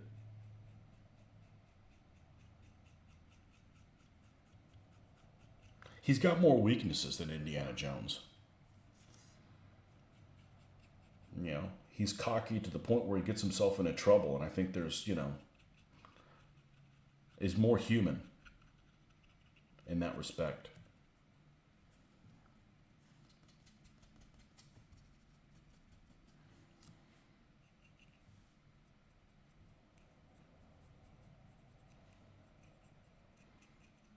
But he is painful to watch in interviews. Absolutely painful. It's like he's obviously going way over the top or for his roles, because in person he is extremely, almost like antisocial. Like I would never want to meet him. I don't really want to meet famous people anyways, but that's beside the point. He's just awkward in his own skin.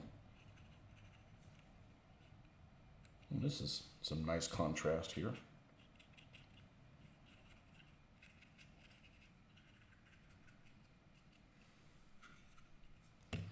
This one was a struggle because there were some paint schemes that I found for it with ambush.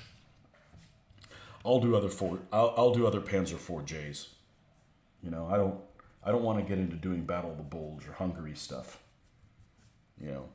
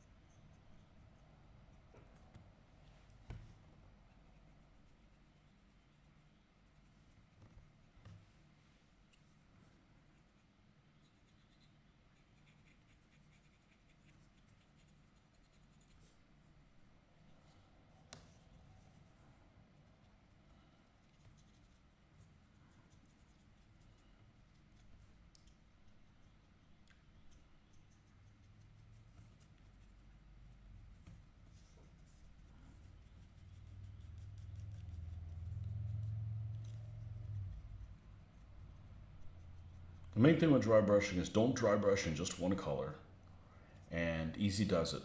You can't get everything in one pass.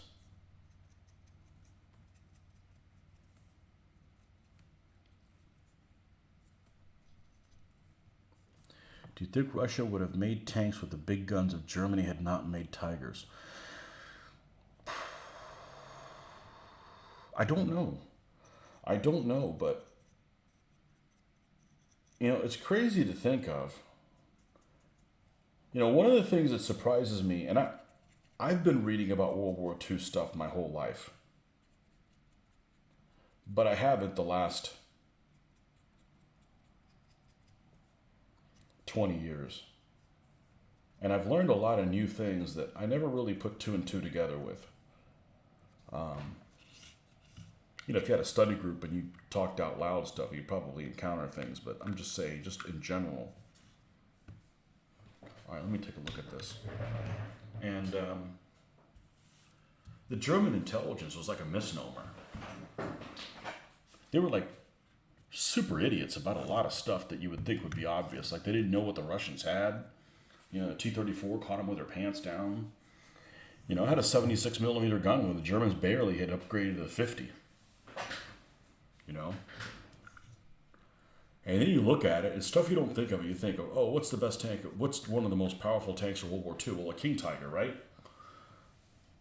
There's Russian guns running around that are twice the caliber of the 88 millimeter. That doesn't mean that they penetrated more, but I'm just saying, like, just oomph. That's pretty amazing. That's pretty amazing that there's, JSU 152s running around, and then there's an 88 millimeter, which is almost half the dimension of a, half the caliber, half the diameter.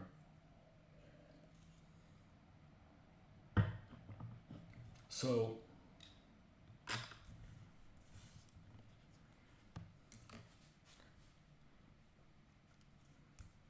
and the Soviets had to be really inefficient in a lot of stuff. So that just tells you the manpower that they had with their industry to be able to crank out all those tanks. And they were more efficient than, say, if, like a Western power would have cranked those things out. Some people think Germany would have done better sticking with the fours. Germany would have done better winning the first war. Second one. They were just, so I started reading about World War II, and it's just amazing that they were able to do what they did with what they had. With the little bit of production that they did, because the German production really sucked until they started getting the crap bombed out of them. It didn't crank up, There's just so many things that's just, it's amazing that they did as much damage, caused as much trouble as they did with what they had.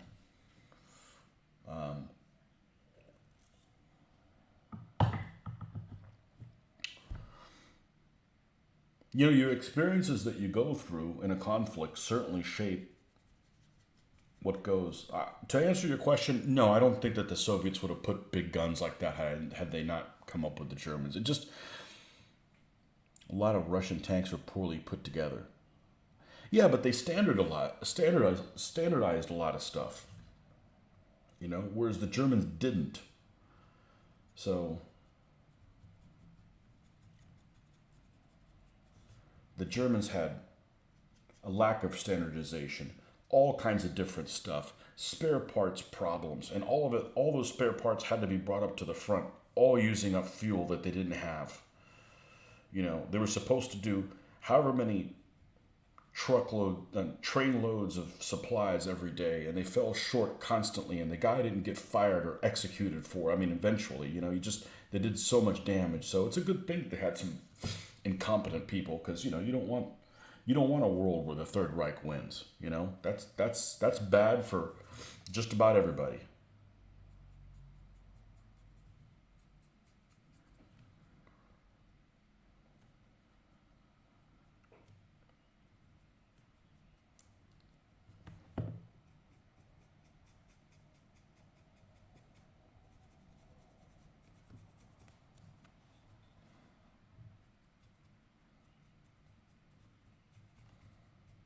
There's a lot of alternate scenarios, but just like playing Axis and Allies, you got to make sure the Germans don't beat the Russians, because that makes it really difficult for them not, to defeat them.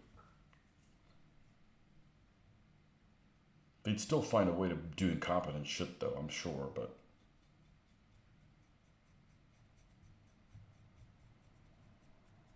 That's where the Second World War was decided. It wasn't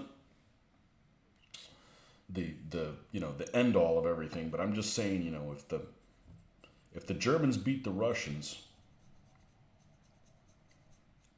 that's literally the worst thing that can happen for the world.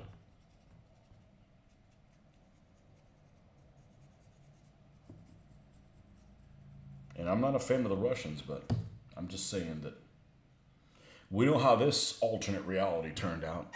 The Germans over-engineered tanks made them too complicated, and they changed them frequently based on the German advantage was experience. If they could keep their experienced guys in the field. Of course, there weren't enough of them anyways, but I'm just saying you got to keep your experienced guys in the field, and you got to keep them fighting, and that's a big edge they had over just about everybody. You know,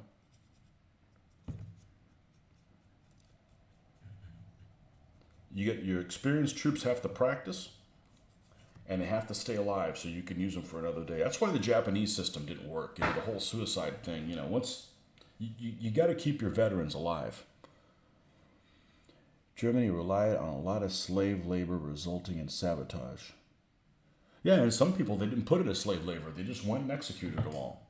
It just doesn't make any sense. But there's so many misnomers. There's so many things about the Third Reich that don't make sense. Just about everything doesn't make sense, to a rational person. Like I said, when we were kids, you're like, oh, all the Germans would have had to do was just befriend the Ukrainians, or befriend people that you know, it wasn't work in the West, but anything that was under Soviet control, all you had to do was, bring these people home. But that you're thinking of that as a logical person, and they're fighting a war of extermination.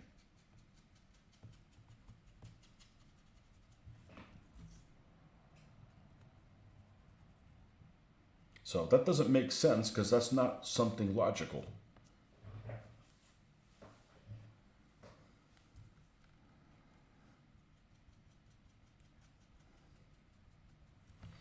TV series War Factors is an interesting and revelatory series. Lots of things that made the difference. There was a book that I came across, and I probably should have picked it up. And it was one that had charts. It was something called World War II in charts. And it broke down productions of different things. And it really you could look at it and you kind of it makes sense. You understand another depth of, of things that isn't necessarily obvious, poking you in the eye kind of thing, and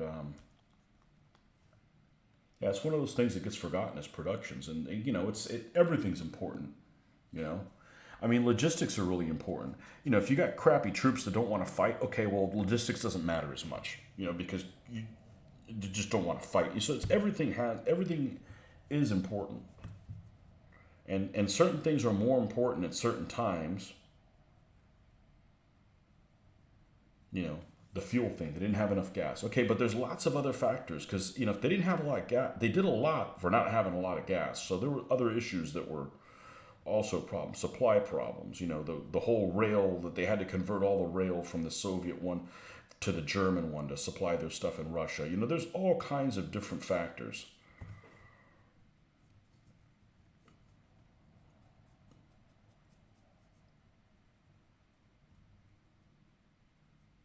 Yeah, it's cool to learn new things, Maybe stuff you hadn't thought of before.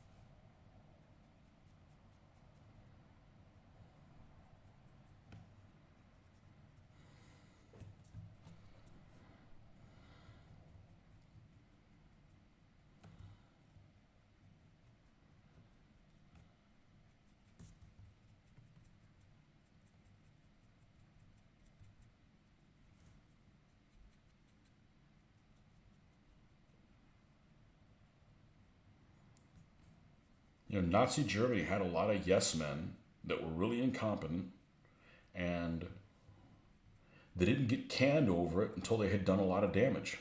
Thankfully.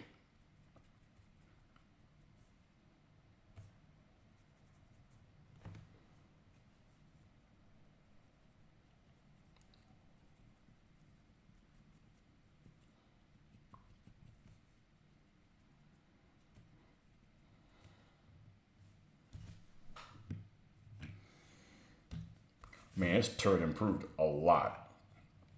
There's all kinds of subtle little angles. There's an angle between this top plate and this angled plate here on the turret. You need to make it pop somehow because it's. I said the other day, I said that's one of the reasons the Germans lost the war is their turrets were too fancy. World War II data book, John Ellis. Yeah, I don't know what book it was that I saw, but it was pretty cool. It looked at things that I don't normally look at. Yeah, I think we're going to leave that right there. We're going to leave that joker right there. Okay, scratches. Scratch time. One of the things I struggled with the most was this guy. Because you see pictures of those numbers, and they look like shit. They look like a moron painted them. So you got to kind of do a balance between, it's got to be painted rough, but not too rough. And I didn't think it was going to turn out okay. But I guess it did. But it'll look better with a commander in there. But it is so the Zimrit on this is so thick and heavy and cartoon like. But that's how Britannia is. I don't necessarily have a problem with their vehicles, but they're very cartoony. But I'm certain at some point I'm probably going to be getting the Plastic Soldier Company Panther A's. And they have Zimrit on them, and I'm sure they're a lot more subtle. So we can use decals. There's no way in hell I was using decals on that thing. I would have spent I don't know how many times trying to do the microsol on it.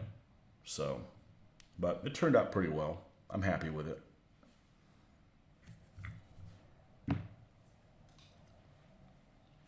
Definitely has some sexy lines on that tank.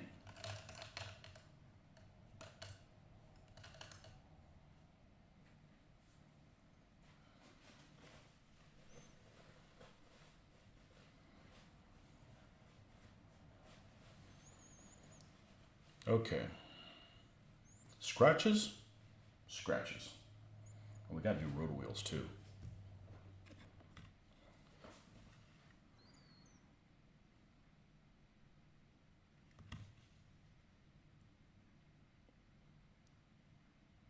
Scratches.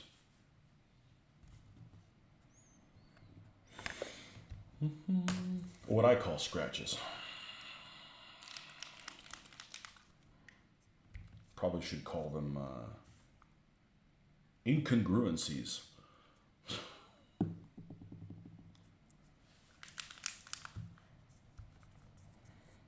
Let's mix a color between these two and a little dollop of this. Getting that light coming in through the transom windows really kind of throwing me off a little bit.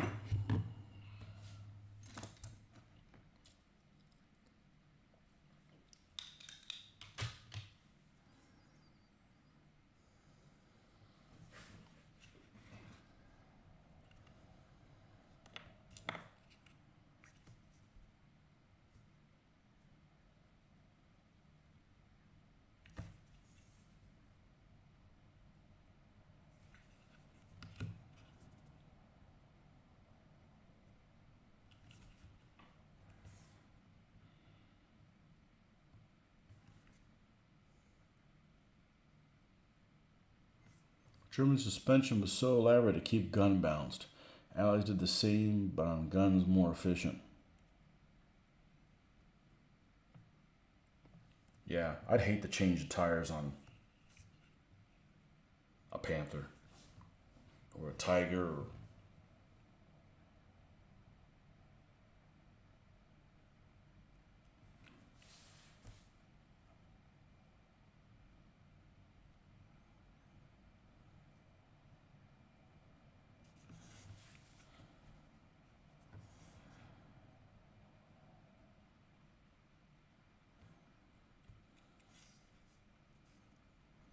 The Germans repaired a shitload of vehicles. I mean, like a ton. You know, who knows to what degree they were repaired, but they repaired a bunch of them. They got brought back to life for whatever reason.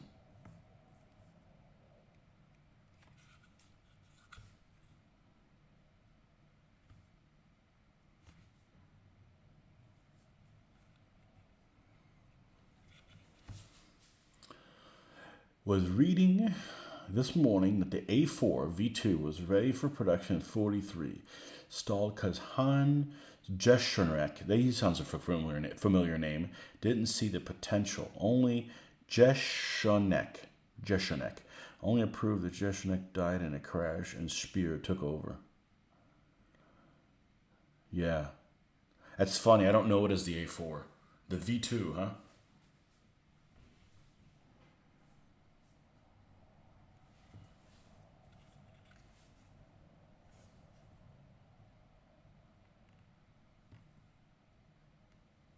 I don't think that had an effect on the war. People weren't just going to give up because of that. Maybe if they had them during the time of the Blitz, but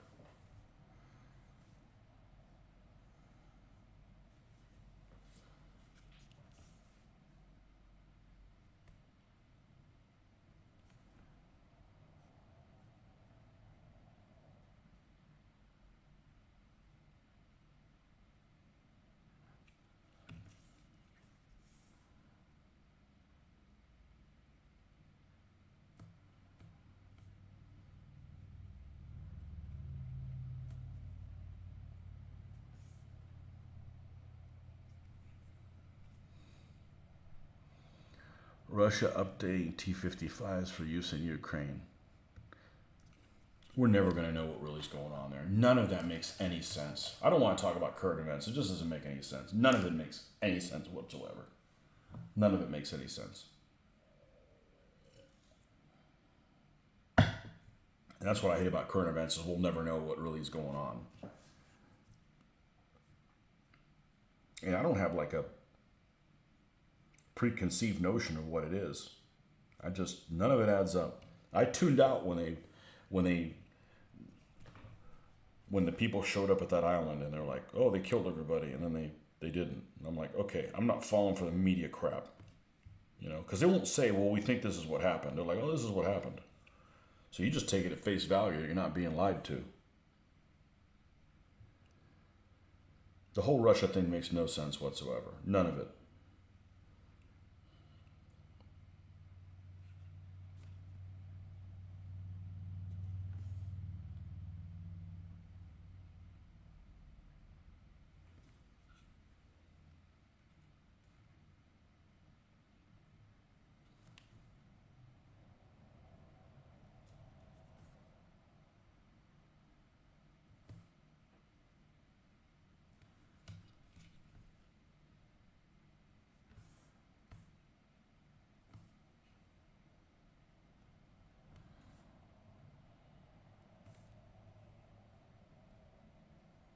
There are things we don't know about from World War II. That's right.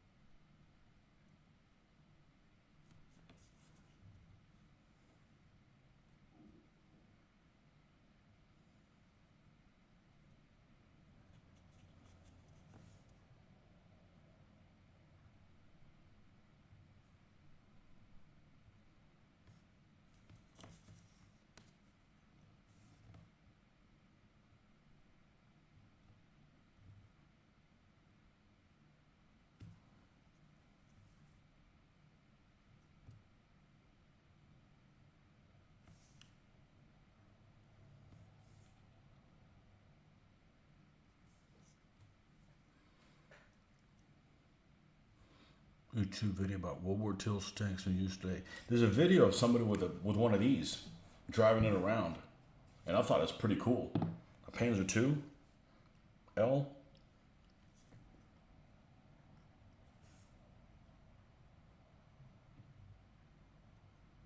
Man, I hope I put that hatch in the right position. No, we'll just have to roll with it. I'm pretty sure I did. Not like I don't have the reference material for it.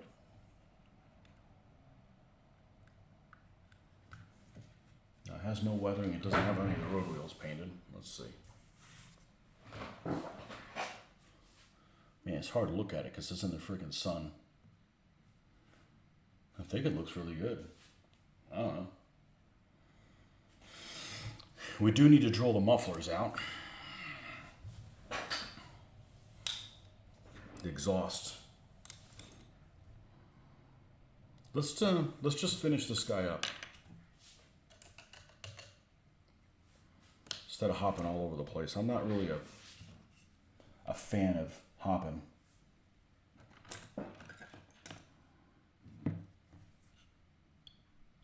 Let's find a center point on this.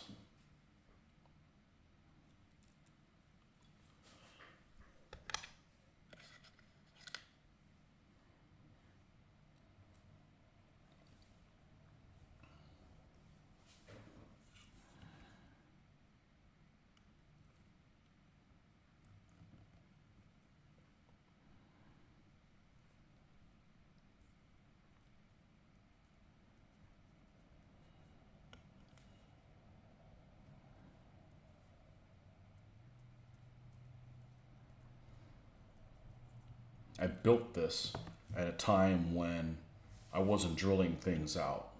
That's why this wasn't already pre-drilled. Not that it's that big of a deal, but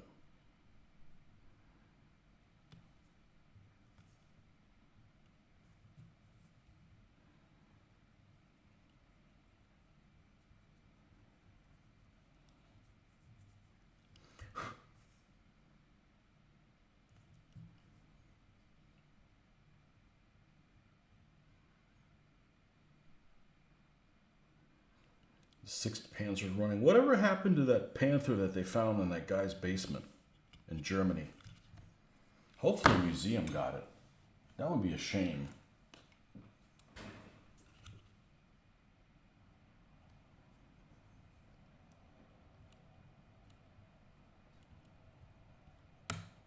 Oh, shit.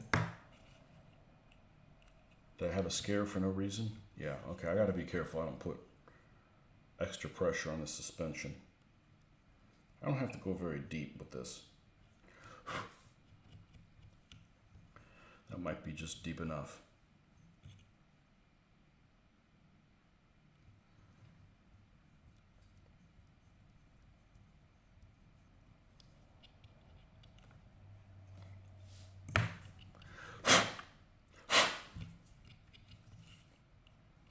We're gonna leave that at that. All right, let's do some road wheels. We gotta do some road wheel action here. And I'm not taking these tracks out. We can paint around them. We are gonna need. Actually, I gotta get a snack because I am like starving. Be right back.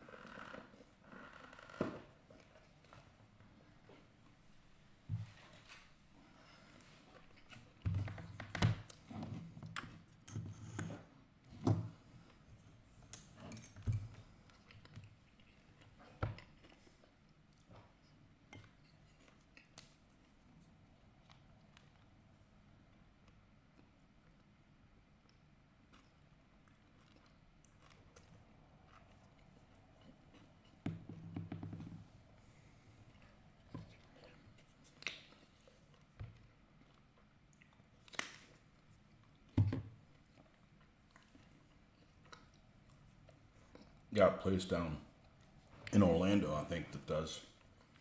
You can ride in a tank and crush cars or something like that. I don't know about wanting to drive over a vehicle that used to have gas in it. Something about me doesn't find that really appealing.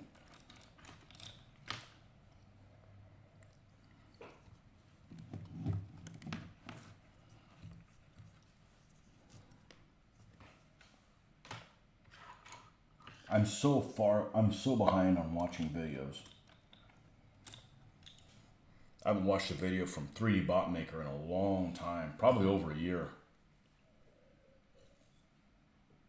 And he probably makes my favorite videos of all the people I'm subscribed to. I haven't had time.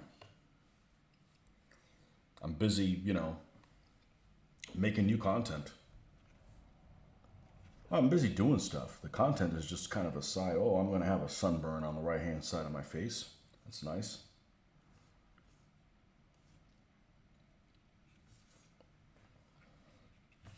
Yeah, and this natural light, this color looks even better.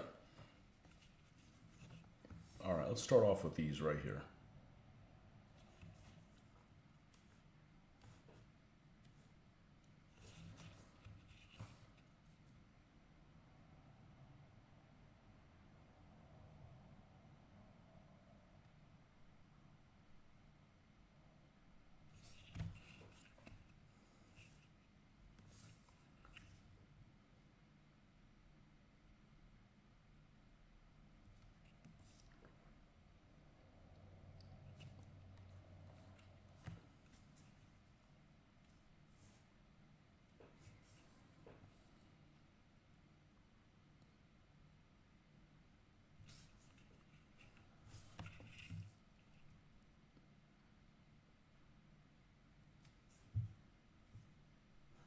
I know that some of these spare wheels were probably put on here and then the camouflage colors were sprayed on top of it and it got over the wheel, but I don't like the look of that.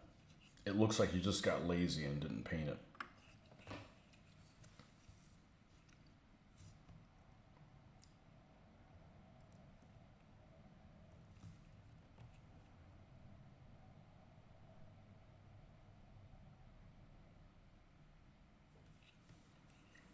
Okay, those two are done. Machine gun. I don't know if I'm ever going to be one of those paint your machine guns in grays instead of black with some highlighting.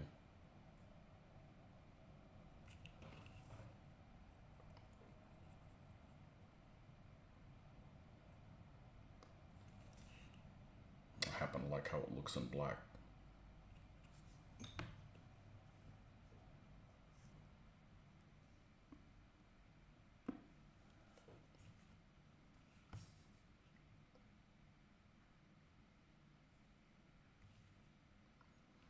I find it kind of strange. This is going to be kind of strange what I'm about to say, and I hope not to piss anybody off. But I find it's kind of strange that an Australian museum would have vehicles in it that the Australians never fought against. I don't think the Australians ever fought Panthers, right? They never went to Northwest Europe. They went from North Africa out to the Burma Theater and New Guinea.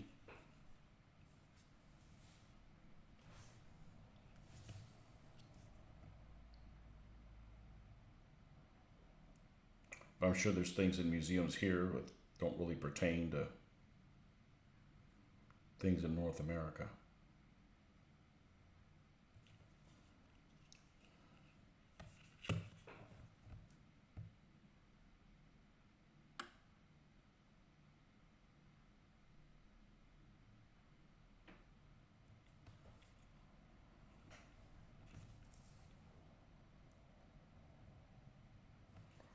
Not to downplay their contribution or anything. I'm just saying it just seems on the surface to seem a little odd, but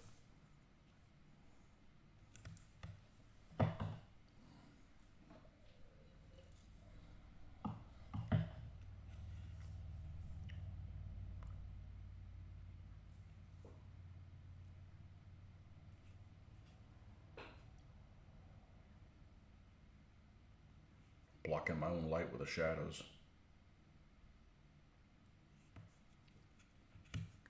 You had a game of Onus. Oh, I know what that is. It looks pretty good. It's a war game using 2D units and terrain. It reminded me a bit of WRG 6 with all the factors. It was a card driven by Fog of War system. Did you like it? That one has only like Roman barbarians, I think. If I remember correctly. If it's the one I'm thinking of. And it looks pretty good. I'm not anti-board game. It just has to look good. Like it needs to take you to a different place.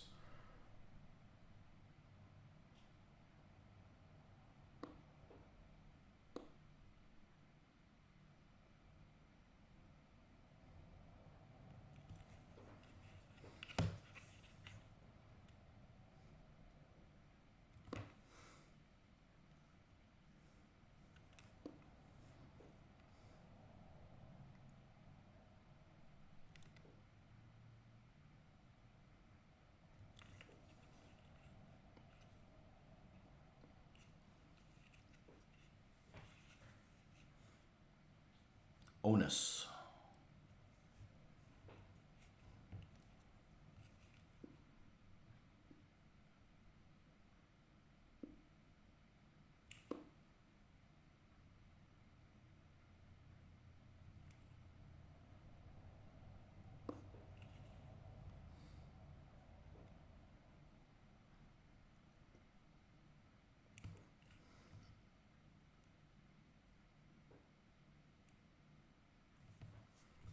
Yeah, if I do 15s, I'm not going to be able to do this, so.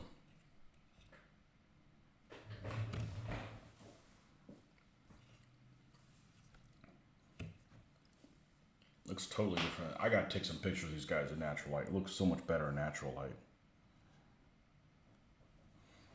I don't want to paint in natural light, but.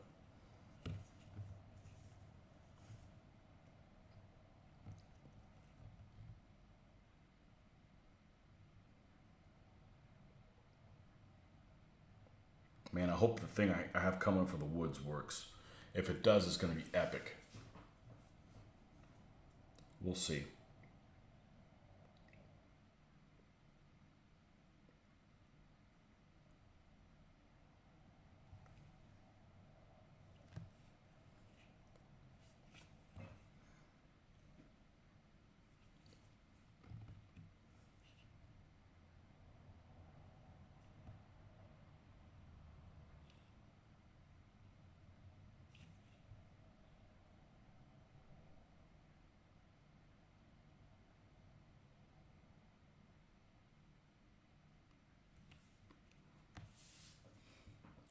Played as the Celts with Calgagas as my general against Romans with Tacitus as the general. Refight of Mons Grappus, just 12 miles from one of the possible sites. I enjoyed it. Isn't that crazy that you don't know where a site is and thousands of people died there? Really makes you want to be a pacifist. You know?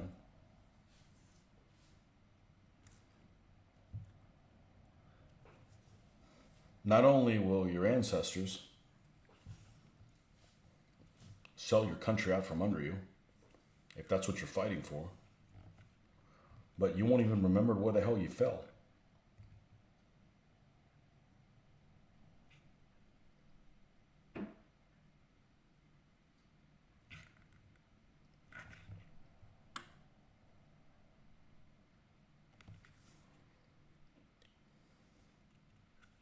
Man, this thing's got a lot of accoutrement on it.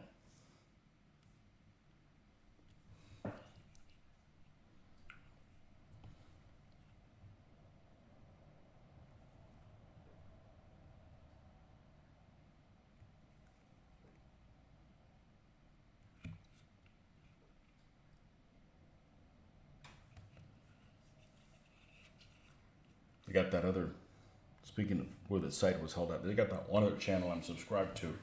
And they constantly go to different sites and film from them and stuff. And it's kind of interesting. I forget what it's called.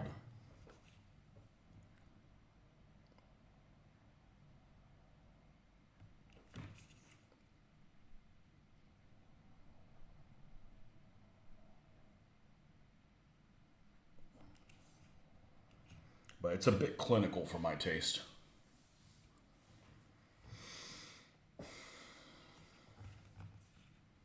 I mean, I like history, but you can make it fun. And if you take history and you don't make it fun in my eyes, then it's kind of a missed opportunity.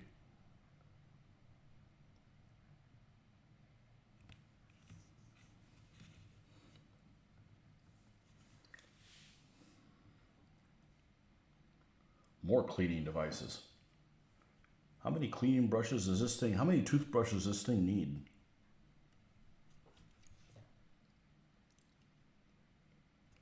I'm going to say that this is all metallic.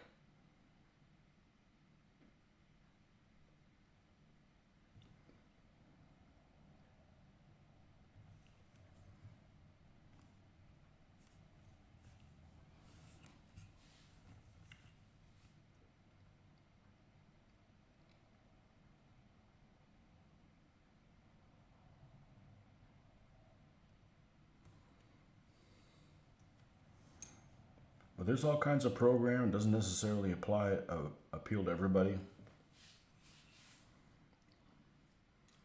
I've mentioned before, I'm not a huge fan of the Chieftain. Not because of the information he gives you. He's just a little dry, you know. Got great information.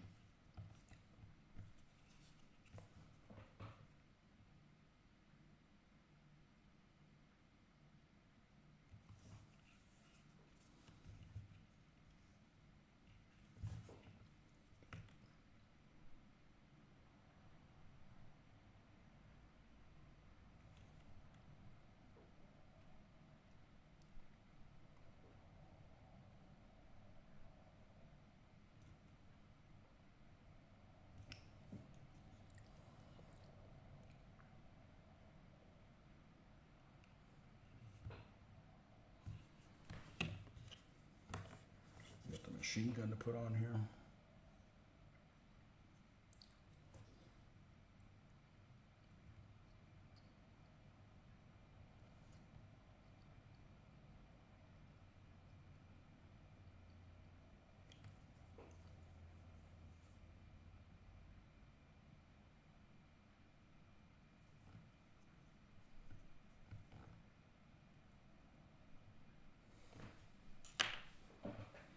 It said Panther.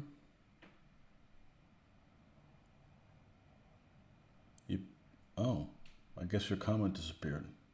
Decided. Your mate backed the Kickstarter. It has expanded the original game. There are 8 different armies. It looks good. It looks really good. You know, a board game that looks like a miniatures game. I'm a big fan of it. Do you have to line up for combat? My biggest pet peeve. You have to line up for combat, or you just kind of hit guys. Oh my gosh, this is really debilitatingly bright. You can see how much shadow it's dropping on everything. Let's see what I can paint up here.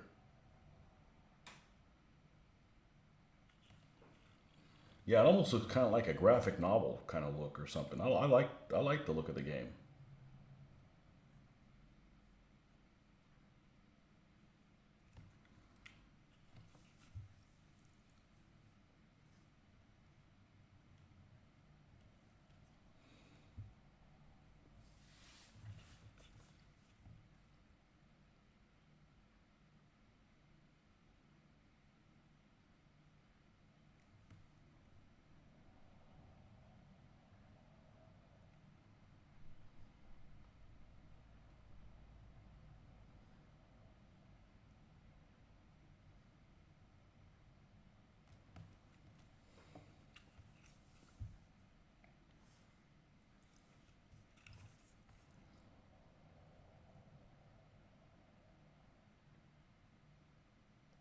I mean, I understand the Kickstarter method if people need to how to kickstart their business, literally.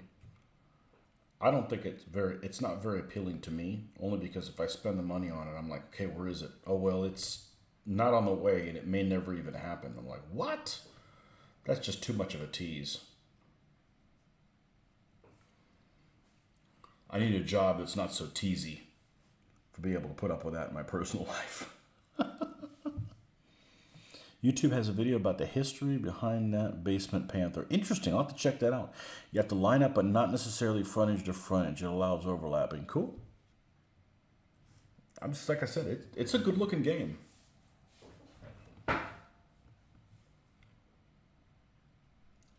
You know, a game needs to be interesting enough that it's going to make you want to read about the history behind what you just did after the fact. If it does all those things, it's a successful game for me. Some people may not care.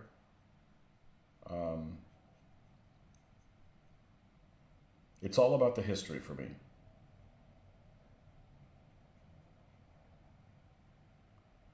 And, you know, participating, painting this stuff or what have you, but I don't have the time or energy to do World War II and that. And they actually have a full slate of DBA games listed at our con. Mitch wanted me to do a video on it. I'm like, I'm not even involved in it. I'm not interested in playing tournament games anymore.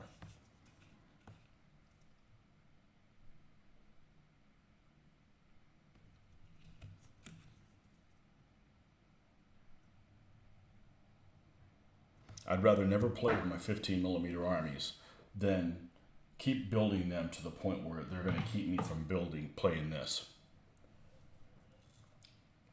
Or painting this. I'm okay not playing this also, because I can still get my jollies playing some other World War II game. But I want to build this stuff. I want to read about paint schemes of something and then get excited about it. That's, you know, I want to do that stuff. You know, this light, this natural light is superb, except it casts such a horrible shadow on everything. You have to just paint everything just right. They call it the Heikendorf Panther. Okay, let's see. That's the next thing on my homework assignment. Where's my homework assignment sheet? Heikendorf. Oh no. It's got black book written on it. Here it is. Heikendorf Panther. Okay. Heiken.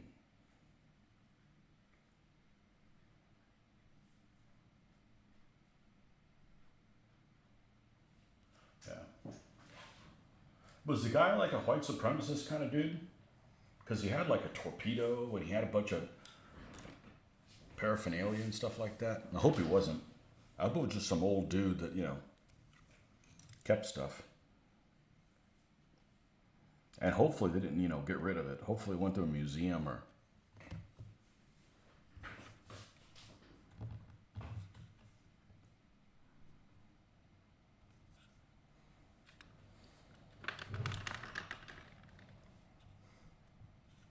Man, how do I get this at the right angle? All right, I think we got to do it like this.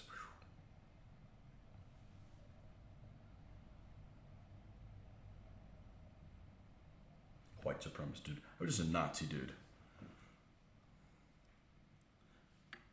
I can't think of the Germans really as white. In World War II as white supremacists. They fought a lot of white people and tried to exterminate them, you know. Russians are just as white as the Germans are, as far as I'm concerned.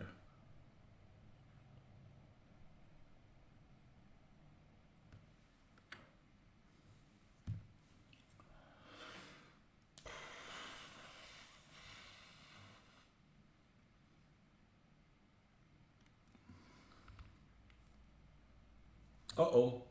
Did I not plug in my computer? Oh, no, it is. I just saw it, like, dull a little bit. Rich dude ownership is in the air, apparently. Okay. Well.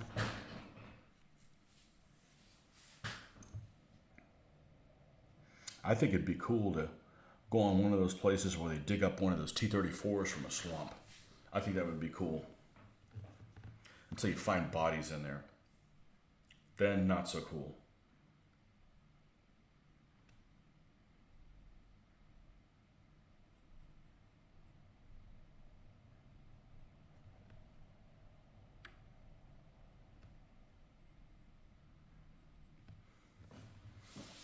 I'm pretty sure that's put a stop to that with that whole being over there in that part of the world where there's conflicts.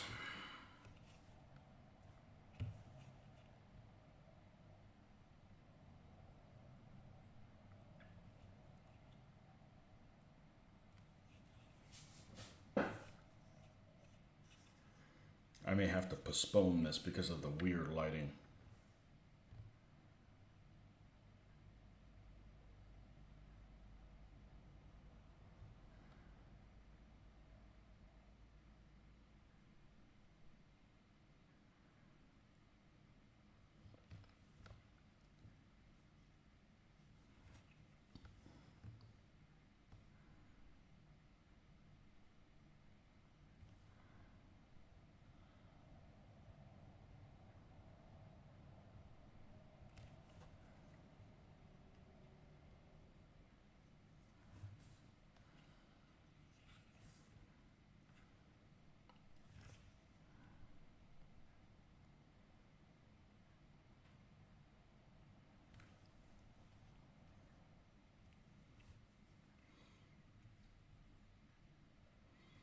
There are plenty of videos of Russian recovery teams making business recovering tanks. Yep.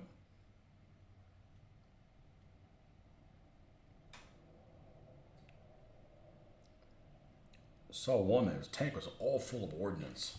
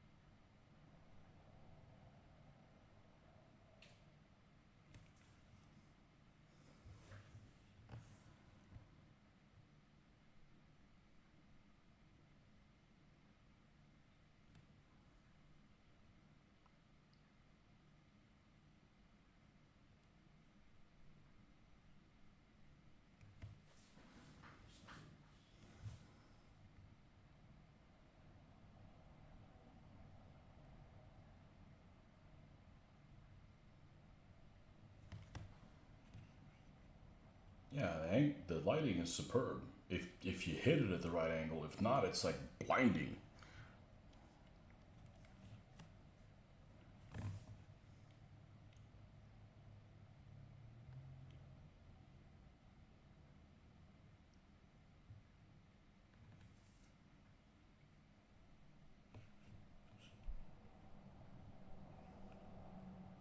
And all that's going to end up being dry brushed over, so I don't need to get every single part on it, just what's visible.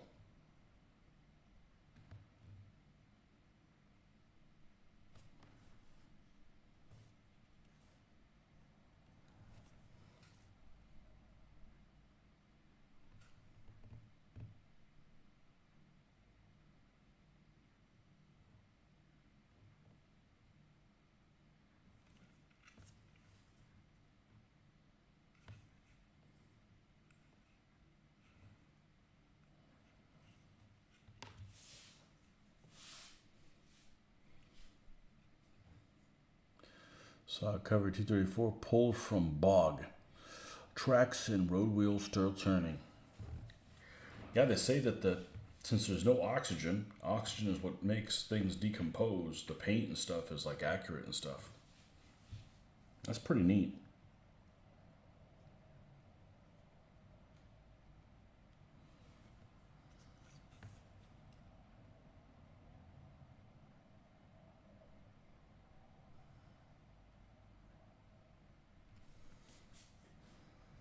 I don't know if I'd want to climb in a turret though. I'm not necessarily a claustrophobic person, but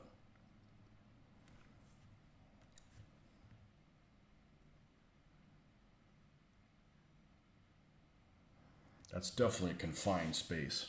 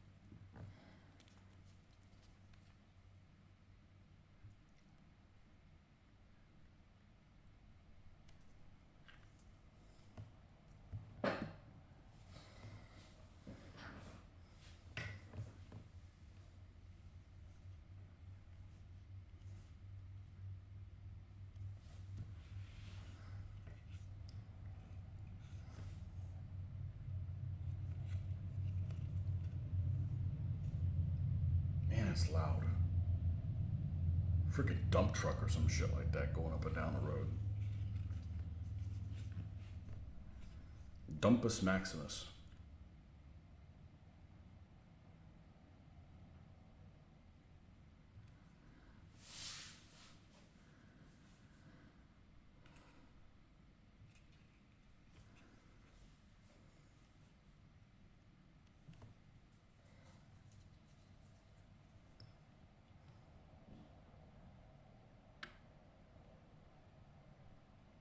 How long have we been on here?